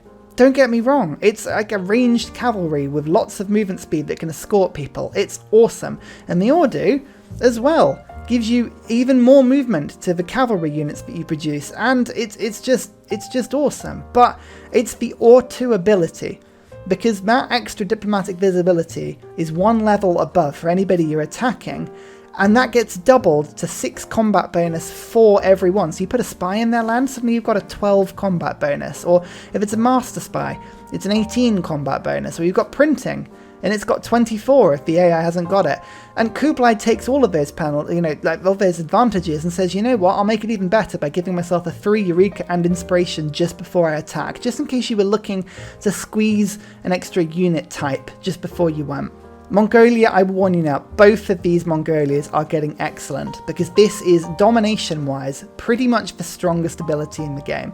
It's amazing. Under the right hands, Mongolia cannot be stopped, but Genghis makes it even better, because he gives cavalry class units an extra 3 combat strength, so suddenly he's got even more strength, and you also get to capture defeated units, which is insane, because then you can just use those units to then, you know, continue killing. And not only are your cavalry stronger, and you've also got all this diplomatic bonus, which don't forget with Mongolia, this is just a general combat bonus. This isn't like the Aztecs that you only get the bonus when you're attacking. This is generally. So all those city defenses that are attacking your cavalry, they won't kill them. Your cavalry are insane, so they can just keep pillaging and pillaging and pillaging. So whereas China Kublai was generally very good, I mean, Mongolia Kublai is situationally excellent. He is just wonderful. Did I even mention his 3 economic policy slot? I've even just changed my mind. I actually think he's generally excellent. And I would say 2 is Genghis Khan. Mongolia is up here on both of them. I would say probably Genghis is a little bit better. This isn't a left to right ordering, by the way. This is just the order I'm doing them. Genghis is probably a little bit better than Kublai, but Kublai is still amazing as a Mongolian leader because Mongolia is a lot of fun. Going down under now to Australia. Citadel of Civilization is an amazingly fun ability. 100% production if you've received a declaration of war or liberated a city. It's Deity. They're going to declare war on you at some point. It's just going to happen. You get extra housing on coastal cities. Your pastures trigger a coastal bomb. Your yields from campuses, commercial hubs, holy sites and theatre squares are +1 if charming and +3 if breathtaking. That is insane. That means you can get a +3 campus with no adjacency as long as it's on a breathtaking tile. It's awesome. The diggers, these are infantry units that have extra combat strength when doing naval attacks or fighting near coastal tiles, and also another +5 if you're fighting in neutral or foreign territory. Australia is an absolute beast in the later stages of the game. Infantry has 75 strength and it can be attacking with 90 strength once you get attacked. The only problem with this is that late stages of the game, the AI probably has steel walls. That's the only thing that stops that from being insane. You've also got outback stations which give you food and production and give you more food when you put them next to pastures, and they get extra little bits and stuff. It's not an amazing tile improvement, but it's a pretty good one and you can put it down pretty much everywhere. There are only 2 problems with Australia because otherwise they would be excellent, but I'm not putting them as excellent, I'm putting them as very good. And the reason is twice. Number 1, the Citadel of Civilization is very difficult to get the AI to ever agree to do anything, it wants to do. If you're doing well, it probably won't go to war with you, so you won't get it. If you liberate a city, that's fine, but often the game won't give you liberated cities, and it's difficult to engineer a situation to do it. It's possible, it's very possible, especially if you've got a very warlike civ, but if you're sat there in a game and nobody's really gone to war with each other, then Curtin becomes useless. He needs people to be roughhousing around the map. And he has exactly the same problem that Bullmoose Teddy does. He gets +3 to all of the yields to campuses and commercial hubs and holy sites and theatre squares for the breathtaking tiles, but the problem is that if you put any mines down or industrial zones or encampments, or spaceports even, you start losing that penalty, the bonus. It starts dropping and it drops off really, really quickly. Australia also always starts on top of rainforest. I don't know why, but he always does. It's something to do with the starting placement. So I'm putting him as very good rather than excellent, and I'm going to put him as situationally very good because there is a lot about a start for Australia that you need to really excel on. Next up are the Ottomans, who are, well, they're awesome. They're absolutely awesome. The unique governor is insane because he has an ability that lets you have +10 attack on any city centre within, I think, 9 or 10 tiles, which is crazy. Combine that with a 5 combat strength with siege units against defences, an ability to produce siege units faster. You don't lose population when taking cities over. Any city you do take over gets immunities and loyalty, so they'll never break away from you, and they're at full population anyway, so the loyalty pressure is massively good. Combine that again with a Grand Bazaar, which gives you extra strategic resources in the city, as well as extra amenities for every luxury the city's got. I mean, that's already stacking up to be insane. You've got the Janissary, which is an insane musketman replacement, which you can train super quickly in any captured city, and it also starts with a free promotion, which is awesome. And then you round it off with a Barbary Corsar, which is the best unit in the game. I will put it out there. I think it's the best unit in the game. It's a privateer that doesn't cost any movement to coastal raids, so you can literally move it to any navally adjacent or any coastally adjacent district, and you can go pillage, pillage, pillage, pillage, and all 4 buildings are gone immediately, and then move it 1 tile and go pillage, pillage, pillage. You can ransack an entire coast in like 2 turns, and there's nothing the AI can do. And by doing that, you'll earn thousands of gold, faith, culture, science, and then you just move on. They are a domination powerhouse. They are absolutely insane. Just everything stacks together nicely. It's beautiful. Like, siege weapons taking plus 15 against districts is just awesome. Like, there's no question. There's no question. They are generally excellent. I can't think of a map where they would not excel. And speaking of, here's Japan. All of your units get extra combat strength if they're by the coast or on coastal sort of areas and shallow water. You build encampments, holy sites, and theatre squares in half the time, which is insane. I mean, no unit damage from hurricanes is quite circumstantial. Like, that rarely happens. And 100% unit damage from hurricanes in your territory, I've never seen that happen in real life, but if it does, it's brilliant. Samurai are good, they're strong, they replace man-at-arms, they're pretty strong. Electronics factories, again, the extra culture from factories is pretty good. But that's not why we go for them, it's the Menji restoration. All districts receive an additional standard adjacency bonus for being adjacent to another district. Any district you put down gets a standard adjacency. It means that as long as you stick your districts together with a bit of training, the district yields you can get on everything. Campuses, commercial hubs, harbours, theatre squares, doesn't matter what it is. They just go crazy. They go absolutely crazy. Japan can make any single start work perfectly. And you combine that with the fact that encampments, holy sites, and theatre squares build twice as quickly. Japan are insane. You get combat bonus, you get extra culture, you get extra districts. There's nothing they can't do well. I think this is probably the least controversial choice I've done. Maybe Germany as well, but like, Japan are generally excellent. Every single map. Korea now. And governors giving you 3% extra culture and science for each promotion they've earned, including their first. Typically, it gets to about a 21% bonus in a city if the governor is fully promoted. You get mines, giving you 1 science extra if they're next to a Seiwon. Food, +1 from farms if they're next to a Seiwon. And these Seiwon districts are awesome. +4 science, half the time to build them, and -1 science for every adjacent district. So basically I think you've got to put them on a hill as well. So you find a hill, you plonk it down, you surround it by mines and farms, and you never touch it again, and you just get crazy science. To boot, you have a field cannon replacement that has a super high ranged attack strength, but it can't move and fire. That's the only thing. Now, the only problem with Korea is the fact that the Seiwons kind of have to be built on hills. So sometimes in a map you can be a little bit pegged in with city placement. You don't want to be settling cities in stupid places, but to get these Seiwons down and not have them surrounded, well, it's tricky because you put one down, you put another Seiwon next to it, and both of them have +3 rather than +4, so you start losing things really, really quickly. That -1 science penalty, it does get really, really annoying. Otherwise, though, Korea, they always have been, they continue to be science powerhouses. I think it's an excellent civ. I think most people would agree with me. I'm going to put them as situationally excellent rather than generally excellent, because you do need a little bit of a map sometimes, but they're pretty damn good. Like, I mean, they are right on the border between the two. You know what, I'm going to put them as generally excellent, just because I feel like I'm being generous, and it's a nice day, so we'll stick them up there. By the way, look how happy Kublai is to be up there. He's so happy. Congo.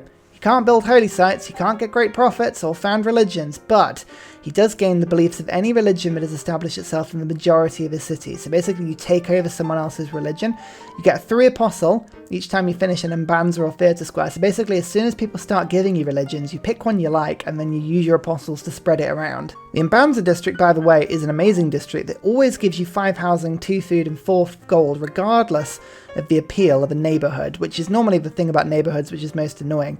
Have to put it on rainforest and woods, but later in the game with conservation you just plant the woods and then you put them down. The half speed means that you never run out of housing ever. You've got a classical era replacement unit that has +10 when defending against ranged attacks, which is pretty decent. More importantly, relics, artifacts and sculptures can be eaten.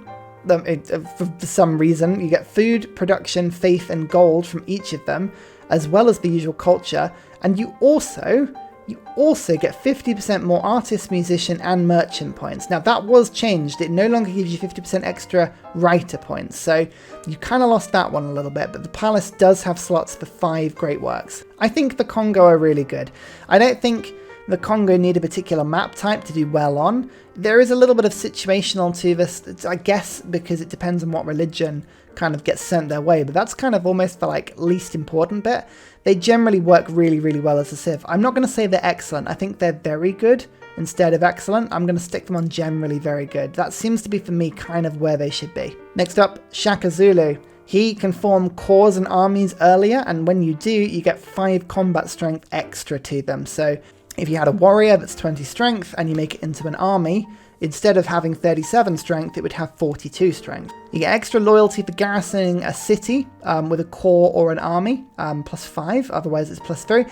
And if you conquer a city with a unit that's not a corps army, it upgrades as long as you can build one. And if it is a corps, it goes to an army. If it's a regular unit, it goes to a corps. That's actually a really, really good benefit, but it's difficult to remember to do it. And actually getting a city taken with your weakest unit can sometimes be a little bit tricky to pull off. Impies are amazing. They get increased flanking bonuses. They're really cheap. They earn XP really fast, and they are better pikemen generally. And the Akanda district is also pretty good. It replaces the encampment, you build it really quickly, gives you housing, and it also lets you build corps and armies outright right from the start of the game, which is really, really cheap. Oh, and as you build them, you get more golden science for all the buildings inside them, because that actually does help, because it helps you to offset your huge army maintenance as you start building tons and tons of MP army. The Zulu are a good domination civ. The problem I find with them is that sometimes it takes a little bit long for the benefits to really come into play. That extra combat strength you get from corps and armies, the mercenary civic is quite far down the chain, so you can't really early rush with them, and even then, the +5 bonus you get, it's a little bit like, it's not quite as strong as I think it probably could be. Combined with that and upgrading units, well, either your units will already be upgraded, or you're deliberately keeping them weak to upgrade them. Like, the Zulu are a good civ. They're generally very good. They will make a good game out of any map. But I would say for me, they're probably good as opposed to very good. If I were to compare them with like France, with the combat bonuses consistently they get from spies, I would say the Zulu doesn't quite match up to that as a direct comparison. Like, I feel like the Zulu need one more trick. If they had one more trick, I think they'd be there. I mean, where do you think Russia are going? This is going to be the most difficult one. I love Russia. You know I love Russia. Weirdly enough, Petter's bit is kind of the worst bit. If you're getting science and culture from trade routes, it means you're really far behind. So that's kind of a bit of a nothingness. And Cossacks, weirdly enough, they're better for defending than they are attacking, because you have to be near your home territory. But that's not why you get it. The Lavra district is fantastic. It's a holy site that gives you an extra profit point. It also gives you writer, artist, and musician points when you put in shrines, artists, and temples. That will start to multiply into crazy things. It's not uncommon to start scouting the map with musicians because there's nothing else you can do with them. And combine that with the extra territory you get when founding cities, the extra faith to get the pantheons at the beginning for those tiles, the tundra tiles, and the extra production you get as well. I mean, Russia are insane. You can get fantastic work ethic lavras, you can get feed the world lavras. I love Russia, they are brilliant. Generally excellent on any map type, including non-tundra maps. They also work really well on non-tundra maps because you can still build the lavras down, and actually you can just build huge cities with feed the world cities instead, so like, they're brilliant. Persia is one it took me a little while to get my head around with them. +2 movement for first 10 turns after declaring a surprise war on a major civilization. You get extra loyalty for occupying cities with a garrisoned unit, and surprise wars don't give you the same grievances as they should do normally. So lots of stuff about surprise wars there. No combat strength bonus though. That's always the one that surprises me about Babylon. Chandragupta does, but Cyrus doesn't. Satrapies gives you an extra trade route with political philosophy, a little bit late in the game, but never mind. You also get +2 gold and +1 culture for routes between your own cities, so basically internal trade routes only, because you'll be pissing off the world massively, so it's fine. And your roads give your units about even more faster than they should do. Immortals are a swordsman with range attack. Range attack is not very strong, but you know, they're pretty decent. And then you get a unique improvement that gives you culture and gold, and you can amplify that with more holy sites and theatre squares around. So they're actually a weirdly cultural civ, Persia. I find that their abilities don't really sync up very well. It's like, have some war, have some gold, have some culture, and it kind of is like a bit everywhere. And the thing is the combat penalty, or the combat like loss of not getting a combat bonus with this Fall of Babylon ability, you do find it quite a lot.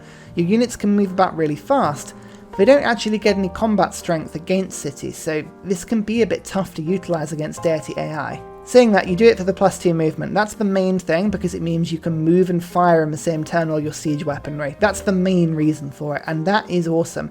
Don't forget as well that you don't have to be declaring war against the person you're actually fighting. If you're fighting someone and the war drags on past 10 turns, declare war on somebody else the other side of the map. No one cares.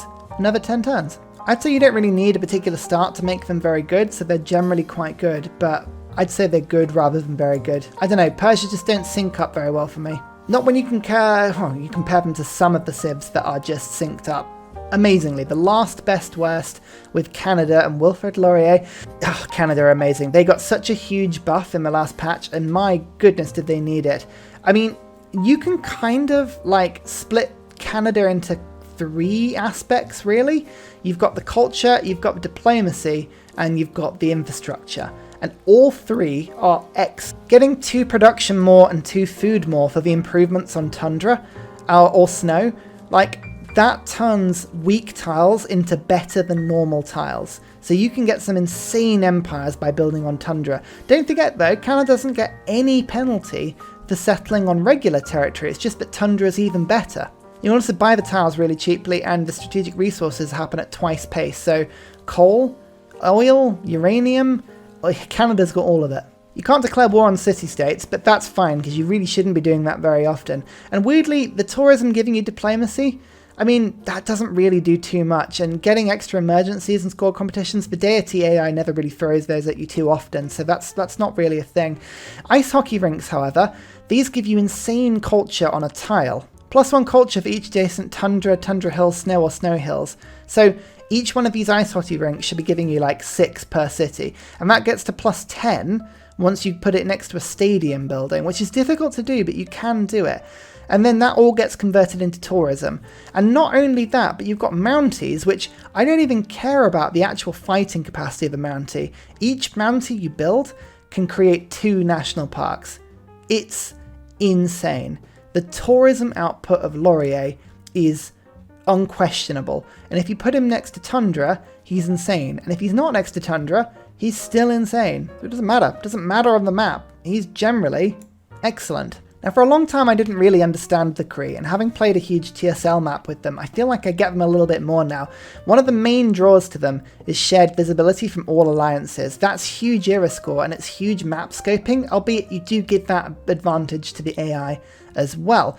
You also, if you send your trade routes internally to cities with lots of camps and pastures, then you get huge food and gold bonuses. So if you have like one city with a bunch of camps and pastures, you can send some incredible internal routes. Combine that with the 3 tradie and 3 trade route you get at the beginning of the game from pottery, and the ability for traders to claim tiles, they can be quite fun. The promotion on your scout is good, although I'd like it if you actually started with a scout rather than a warrior. Why they do that, I don't know. The Mecha Wap effectively is a better mine, is the way to think about it really. It's a mine because it gives you production, but it also gives you housing and also sometimes gold and sometimes food. So it's generally good. However, I still don't think the Cree, they're not overwhelming in any way. None of these are bad, and actually the Cree can play really, really well, but they're so woolly and they're so in the middle of the road that sometimes you sit there going, well, how do I play them? Like, it's just a bit everywhere. In addition, to get favourable terms really rolling, you need one city to have like 4 or 5 camps in, and unless that happens, they can generally suffer. So I think they're good rather than very good, and I'm going to put them as situationally good because you do need a bunch of resources to make them work. Look at his unhappy face. He does not like what we've just done. Pedro, now he's always moody. You get 20% extra great person points effectively because every time you buy one, you get 20% of its cost back. And the Amazon is an amazing thing because rainforests give adjacency to campus, commercial hubs, holy science, theatre squares, and also give positive appeal rather than negative. You get improved entertainment complexes and water parks in the Street Carnival and the Copacabana.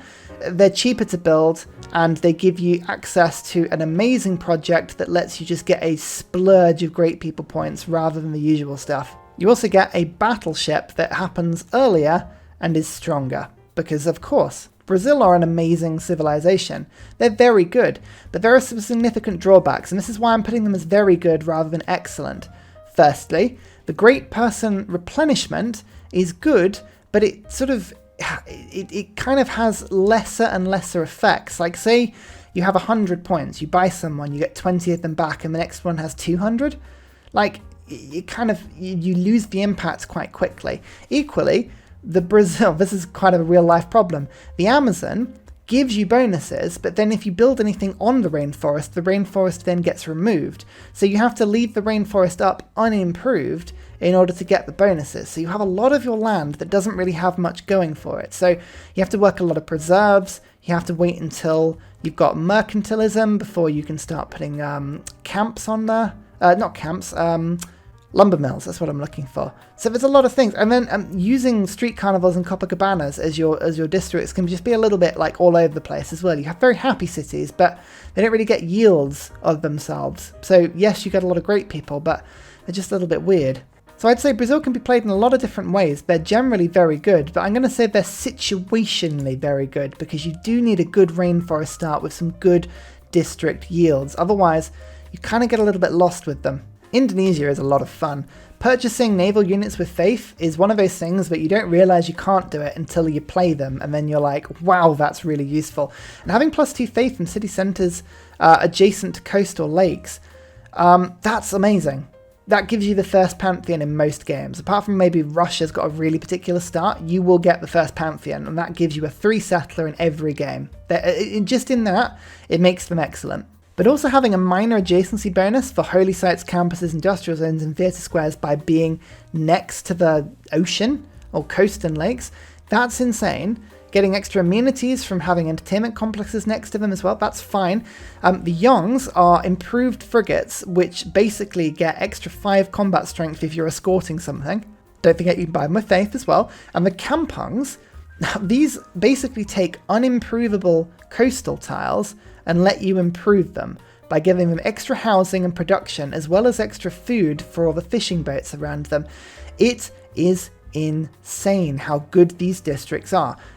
I mean, admittedly, Indonesia is a very naval civ, and you do require a certain sort of map that has lots of small islands, but say you get like a one-tile island with reefs around it, you stick a campus on it, and suddenly you can be getting like +5 to +9 adjacency campuses and stuff. Like, it's insane. They're really, really good. And those Kampung districts, you can stack some huge naval cities. There's no doubt that Indonesia are an excellent civ. They just do things very, very well. They're very gelled together, but they're situationally excellent rather than generally, because there is a certain sort of map you've got to have and a certain sort of start. You've got to really hope you get those islands and that coastal adjacency. And I don't just mean adjacency at the start, I mean enough places for you to settle after that point. Mapuche and Lautaro, I love these guys. I think these are underrated on so many lists. +10 combat strength when fighting 3 cities or civilizations that are in a golden and heroic age. That's a huge combat boost. That is massive. And also killing enemy units, and basically 3 kills in a city with a golden age, and you can convert that city to a 3 city immediately. It's awesome. You also get extra culture, production, and experience if you've got governors in charge of a city, and that's tripled if it's not your own city, which is really cool. You get an extra 4 loyalty per turn in cities with governors in, so basically conquer as much as you want. Malon raiders, cross the border, 5 extra combat strength, pillage, pillage, pillage, only 1 movement to pillage. That's insane. And on top of that, you even get an improvement that gives you early game culture and extra production. It's awesome. You find a nice breathtaking tile, you stick that down, it's 1 production, 3 culture, and there you go, you're on your way to your first government really quickly. Lautaro is amazing. 10 combat strength against 3 cities and civilizations in a golden age, that is enough for you to attack and kill the best of them. The only drawback with Mapuche is that you don't get that bonus against people who are already losing. You have to go against the Civs in golden ages, and when you do that, they have huge loyalty pressure against you. So even with your advantages and that +4 loyalty per turn, it can be incredibly difficult to hold cities sometimes, so that can sometimes be a detriment. That's the reason I'm putting them as generally very good rather than generally excellent. Like, I think they're an amazing civ, but it's just the fact that you have to be fighting people that are already in an advantageous position. That's tough. People don't really get the point of Sweden, but let me tell you what it is. It's got nothing to do with Minerva of the North, or Nobel Prize, or the unique unit, or the unique building. It's got everything to do with the open air museum, and we'll get to that in a second. You automatically theme all buildings and wonders that have at least 3 great work slots or 2 respectively. That's including the Queen's Bibliothèque, which is a 2nd tier government plaza building that has 6 slots. That's insane. So any wonder with 2 slots or more on any art museum, any archaeological museum, all of those get automatically themed. That's double tourism. That's already insane. You get a bunch of diplomatic favour every time you get a great person. So if you get a few great people, you sell that diplomatic favour immediately for loads of money. The unique unit is a pike and shot that basically gets stronger the less it, moves about. So it's very defensive. But that's all irrelevant because the open air museum is wonderful. It gives +2 loyalty per turn in the city, again pointless, but it gives 2 culture and 2 tourism for each type of terrain. It's amazing. So if you've got a city settled in snow, tundra, desert, plains and grassland, each improvement gives you 10 culture and 10 tourism, and you can build 1 per city. 10 cities, 100 tourism for 3. It's insane. You combine that with everything else, and Sweden just produce insane tourism. They are amazing. And you also get scientist points and engineer points on top of that, and 3 diplomatic favour. And even if you're not going tourism, all this extra culture means that they can be an amazing science civ as well, or an amazing diplomatic civ. There's nothing that Sweden can't do. I don't even hesitate to put them as generally excellent. They're one of the top 5 civs of the game, if you know how to use them. Venetia, or Carthage, or Dido. I'd make so many jokes about Dido the singer, but I'm not going to do it today. Moving your capital, it's something you can do. It's worth it if you want to utilise some of the policy cards that give you extra production or growth or loyalty or gold for having cities that aren't on your continent, but it's a very expensive project to do. You do get extra trade route capacity for every government plaza building and the district, so that's a +4 bonus by the end of the game, although admittedly you only get +2 at the beginning of the game. And in the city with the government plaza, you build districts twice as quickly. Often you can use that to put it in your second city effectively. So you found a city across the water and you put the government plaza down in that one and then you go. But it's all about settling the Carthage. The Corthon is a cheap harbour that heals boats immediately, 100 health per turn. As long as you heal a boat in a city with one of these, you get to build boats really quickly, as well as settlers. Everything's 50% production higher. It's amazing. Biremes are just powerful galleys that stop traders from getting plundered, which is kind of not that useful, but the movement is really, really good. But Mediterranean colonies is amazing. You begin with writing. I think that's because Phoenicia has evidence of the first written language. I might be wrong, but I think that's the case. If you found a coastal city on the same continent as your capital, it's always loyal. It's niche, but sometimes it's useful. Settlers gaining extra movement and sight range while embarked, as well as not taking movement costs, basically means that you can ship your settlers out to sea. Carthage is a domination powerhouse because of the way they can pump boats out and then heal them really quickly, but they're also really good at settling around the world like crazy. The only problem with Carthage is that they have no science bonuses, and they don't have any way of researching shipbuilding or cartography until later in the game, just like every other pleb. It takes a while to get your settlers out. It's a very niche ability, so it takes, it's difficult. You have to wait to get the settlers out. I would call them very good rather than excellent, and I'm going to put them down as situationally very good rather than very good, because again, you need a good landmass split. You need loads of free land across water that your settlers can go and travel to. You don't need it necessarily. Carthage works just as well on land, but those Corthon districts, you're not going to be able to stick those down if you're landlocked, so yeah, it's going to be a little bit tricky. That's why they're situational rather than very good. Scivia, Scythia, Tamiris, whatever you want to call them. She kills Cyrus, debatably, and debatably existed or not. The Kurgan gives you a little bit of extra faith and gold at the beginning of the game. It's actually the faith gets you pantheons, and the gold, weirdly enough, is really good for army. Basically keeping your army going. That's the main use of it in the early game, actually, which is a strange thing, but it really is. Saka horse archers are very useful at killing barbs, but trying to kill people with them is tricky because they're very weak. But this is where it gets interesting. Every time you build a light cavalry unit, you get 2 of them rather than 1, and you also receive +5 combat strength when attacking wounded units, as well as getting 30 health back when you kill them. She's a beast. She is a domination machine. She can run across the map, she can kill people, and then she can heal as she's doing it. And Civ 6 momentum is the biggest thing. Attacking a wounded unit with basically like injuring a unit with a ranged unit, like a horse archer or a crossbow, whatever it is, and then moving in your cavalry to come and kill it with the bonus, and then healing after the attack. Like, your units can be so powerful, and the ability to have lots of light cavalry means that you can go and pillage and pillage and pillage and pillage and pillage as well. Like, Tamiris is amazingly good. A well-executed Tamiris start of game is unbeatable. They are generally excellent. I don't think you even really need a particular sort of map. Like, debatably, you need horses, but you can trade for those, or just go kill cities that have horses. Like, go get them. When you have those sort of combat bonuses, don't wait.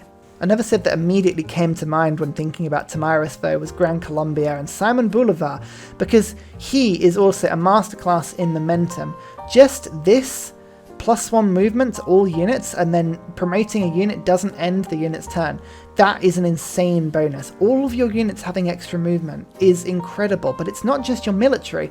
Like, well, actually it is. I mean, the military is obviously all of your swordsmen moving at 3 movement, your horsemen being able to pillage more.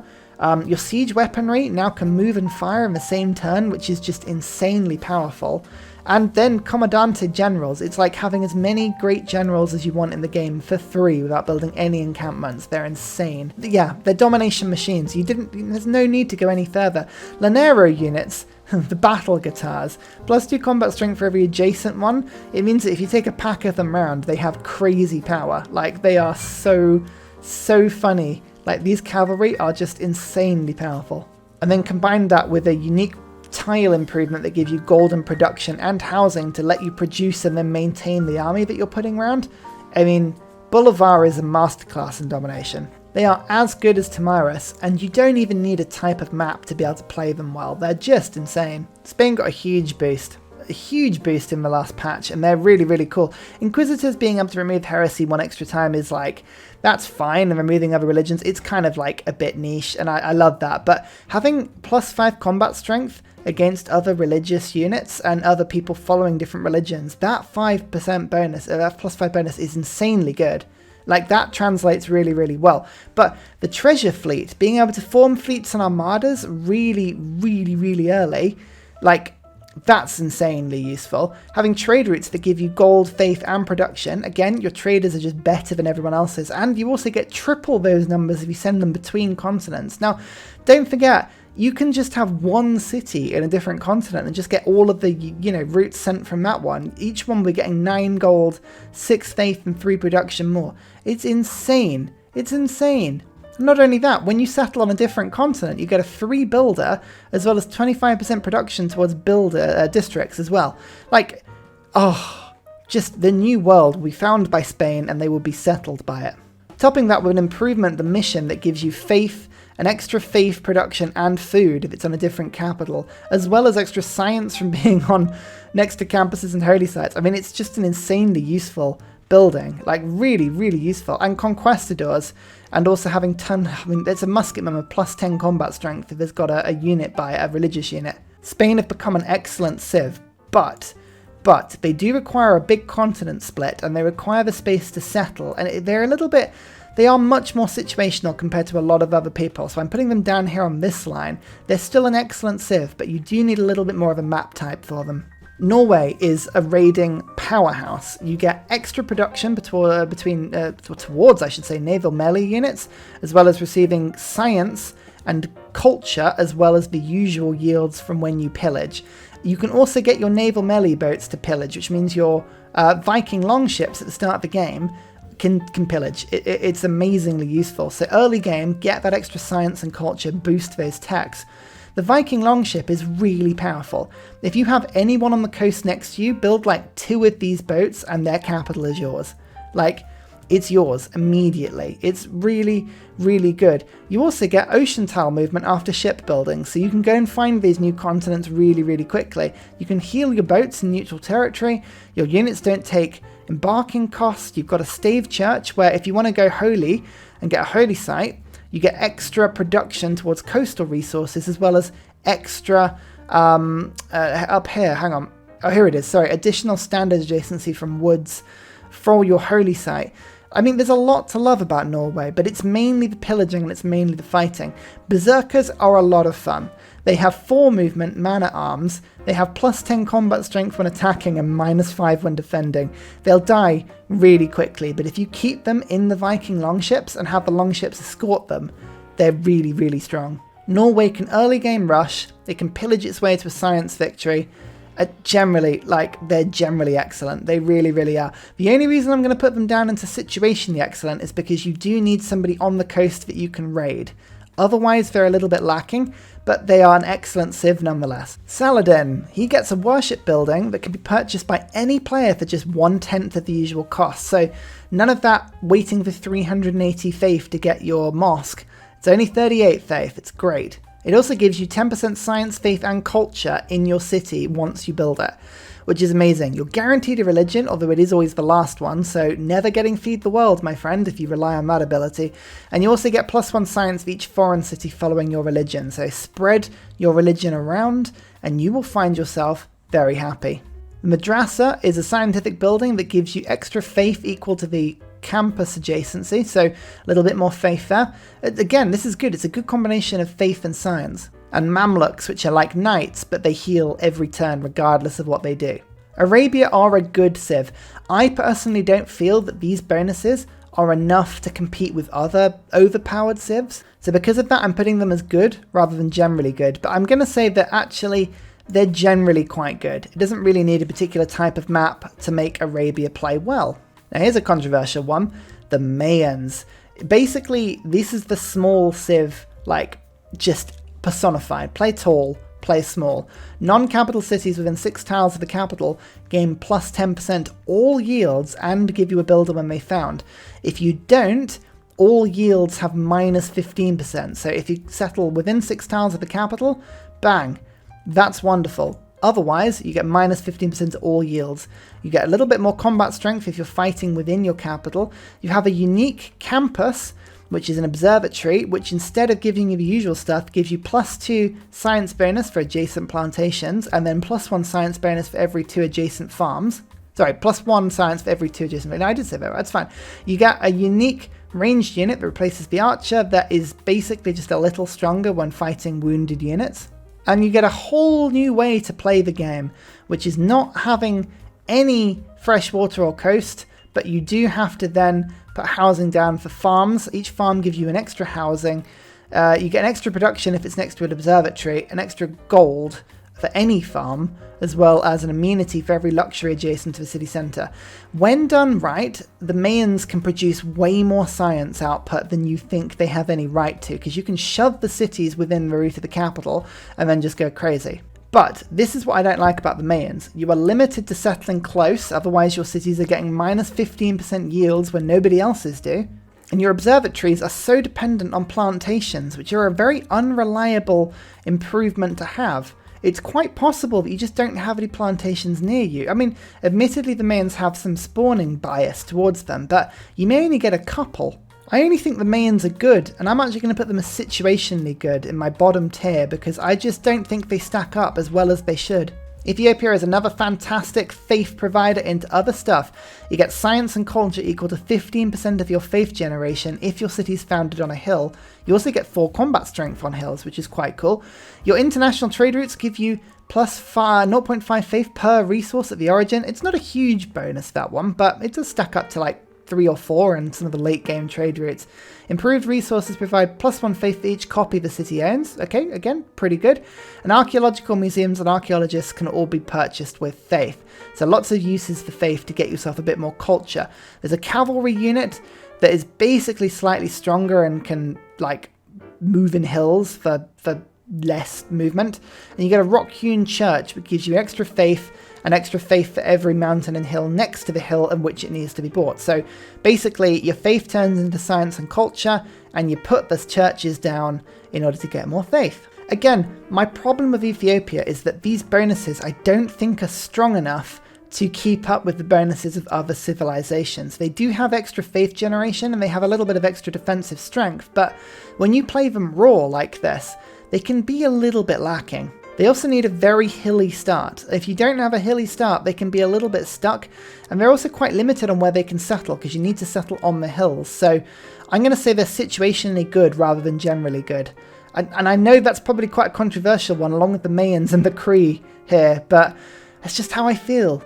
Unlike Byzantium, who everybody can agree are ridiculous. Now, one of the major criticisms of Byzantium is that you need crusade to make them work.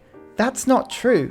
That's not true at all, and here's why. So, heavy and light cavalry units do full damage against cities when they are the same religion as you.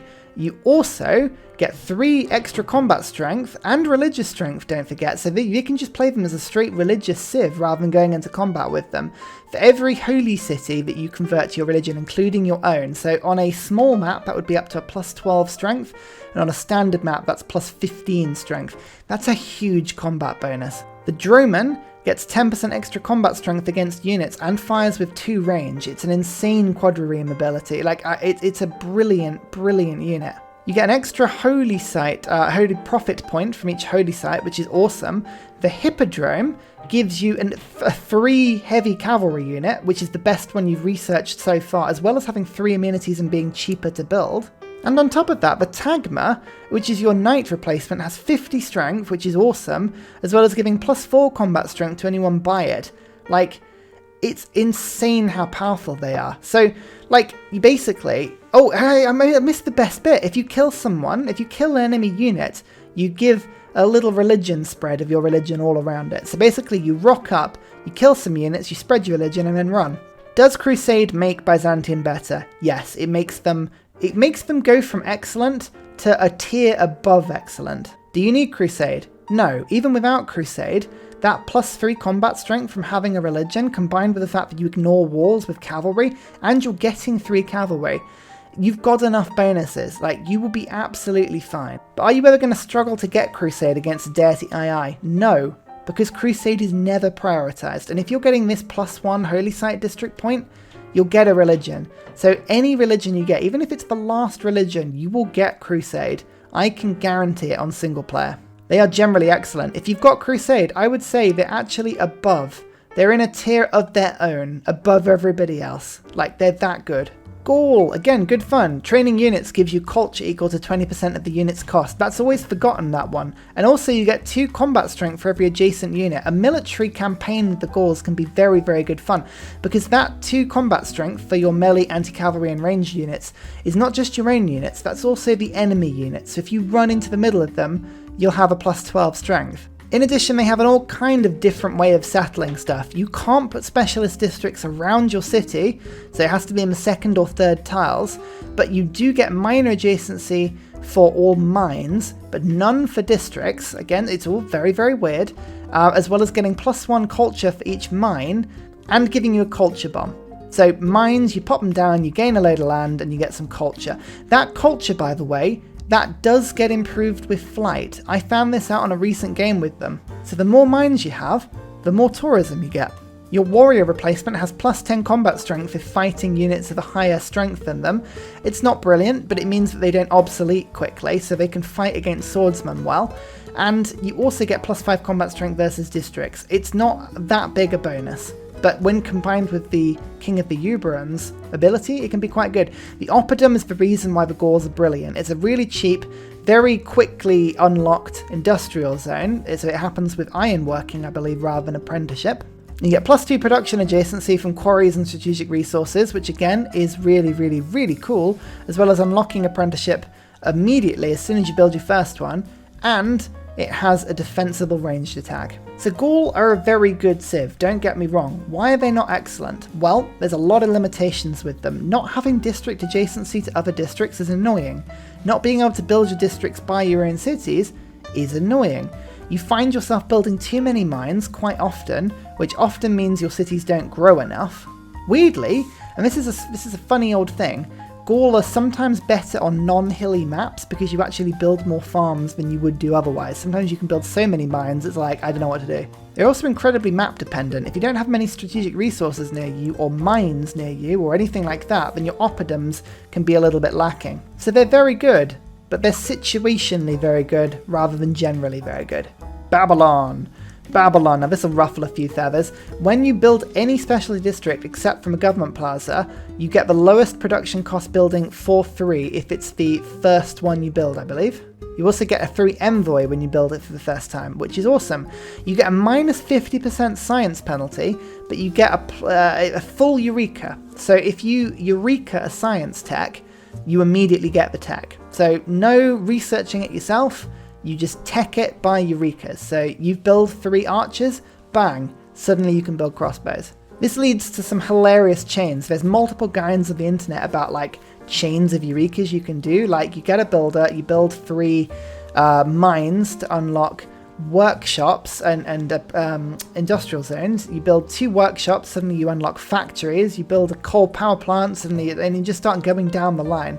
You have an ancient era unit that is a little bit faster and can attack really heavily against cavalry units. And what is an amazing watermill. I love the fact that it's a watermiller promotion. It gets housing and it gives +2 production as well as +1 food to all freshwater tiles, which is amazing. Babylon can be crazy powerful at domination as well as other victory types, but the problem I have with Babylon is that so often you can tech yourself beyond your empire's capability. What is the point of unlocking industrial zones early if to do it all of your cities have already filled up on districts? What's the point in unlocking anti-tanks early if you've got no gold to actually upgrade your units? Because Babylon are so out of sync, you almost have to reteach yourself the game, and I find it really tricky.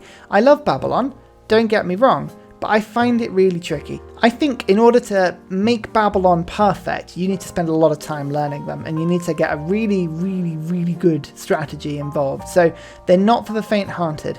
And so personally, whilst I think generally they're pretty good and they're not very situational at all, I wouldn't put them as very good. I'd put them just as good. And that's probably personal preference on that one. Vietnam get extra combat strength for fighting in rainforest, marsh or woods tiles, and extra movement if they start there. And you get both of those bonuses doubled if it's in your own land. Don't attack Vietnam if their units are stood in rainforest, marsh or woods, just trust me. You just ask the Americans that one. You can only build districts on rainforest, marsh or woods, but when you do, you get culture, science and production respectively for every building you put in that district. You have a very, very expensive elephant crossbow, which has more movement, it can move after attacking and is stronger when defending. It can see better, because elephants can see better, clearly, but it is more expensive. They also have a really strange encampment that doesn't provide great general points, and it doesn't count as a specialty district, so each city can build it regardless of how many districts they've built already. It doesn't count as one. It also gives you 2 culture for each adjacent district, including other districts. You can build like amazing little chains of these to get like +8 to 12 bonuses. And it also gives you tourism from them. It's an amazing thing. Vietnam can be incredibly powerful. They have a lot of extra yields, a lot of extra bonuses, and a lot of extra combat strength, as well as a huge culture and tourism capacity later in the game. The ability to only build districts on rainforest, marsh and woods is kind of offset a little bit by the fact that you can stick woods down with medieval fairs rather than just having to wait into conservation. But there is a huge amount of limitation there. You're also requiring it to be a map with a lot of resources to go and settle. For those reasons, I'm putting them as situationally very good rather than generally very good. I do think they're a powerful civ when used correctly, but there's a lot of map RNG you need to get that one to work. Finally, Portugal. Oh, we love Portugal on this channel. All units receive an extra site. You get 3 trade route capacity when you meet somebody, all city-states have open borders, you can never send a trade route to anyone else on land. They all have to be coastal, so the other city has to be coastal or has to have a harbour, except from your own routes. This is something that's overlooked a lot of the time. Domestic routes, you can take a land route to your own city, but it's just to other people's cities. All traders have 50% range over water and can embark as soon as they're unlocked, but they receive plus 50% to all yields as well. So traders are amazing as Portugal. The now units, you can pop those things down to build Vitorias, which are these unique improvements that give plus 4 gold and plus 1 production to the city you're building them in. It's the only improvement, I believe, you build in other people's land rather than your own. But that plus 4 gold and plus 1 production translates also to plus 4 gold and plus 1 production to all of your trade routes that you're sending to that city. That's also then given 50%, so it's actually 6 gold and 1.5 production. It's not often clear on that one. You also get a navigation school, which lets you build naval units even quicker and gives you 1 science for every 2 coast or lake tiles in the city, as well as giving you an admiral and a scientist point. Portugal produce money, and they produce money like nobody else. They have more traders than anybody else. The traders do more with 50% extra yields. And you also, if you're on the coast, you've got lots of people you can trade with, lots of sight, and lots of science from your navigation schools.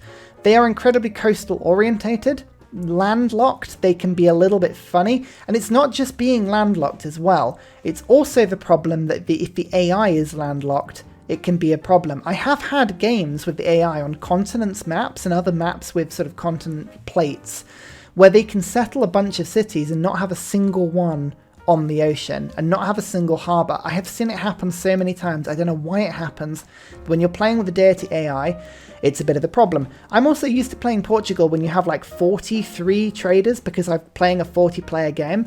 But when you're playing a 6 or 8-player game, that bonus is a little bit less than it sometimes is. Saying that, Portugal are still clearly an excellent civ. I'm just saying that they're situationally excellent rather than generally excellent, because you do need a couple of things to fall into place to truly utilise their abilities. But that's my list. Goodness me, what a long video. I hope you guys enjoyed it. I appreciate my way of looking at the game is a little different to a lot of people's. I do value domination, I do value pillaging, I do value faith and culture, maybe a lot more than the sort of more polarized way that other people view. But I'm pretty happy with my list. Like, looking through this excellent tier, if I was forced to play a game with a random pool and I picked any single one of these civs, I would be immediately like, yep, I'm in for a ride. And if I picked any one of these 7, I would my heart would a little bit be like, oh, okay, yeah, this is going to be a good game, but we'll get through this. So I feel good about the list. I mean, you have to let me know in the comments how you feel the list went. Just be polite, be constructive. We can have a nice conversation. And instead of having huge conversations in the comments, often what you can do is come to Discord, because we've got whole threads for this sort of thing. So come and join the community. But I'm going to go and have a lie down now. It's far too involved, this sort of detailed analytic thinking. My style of playing is I love to make things up as I go along, and I love to improvise. So putting a scientific formula on how good I think civs are, it's very alien to me, and I'm not so sure I like it. But, you know, here you go. Welcome to the Ryan Civ list. I hope you enjoyed. And until next time, I'll see you later. Goodbye.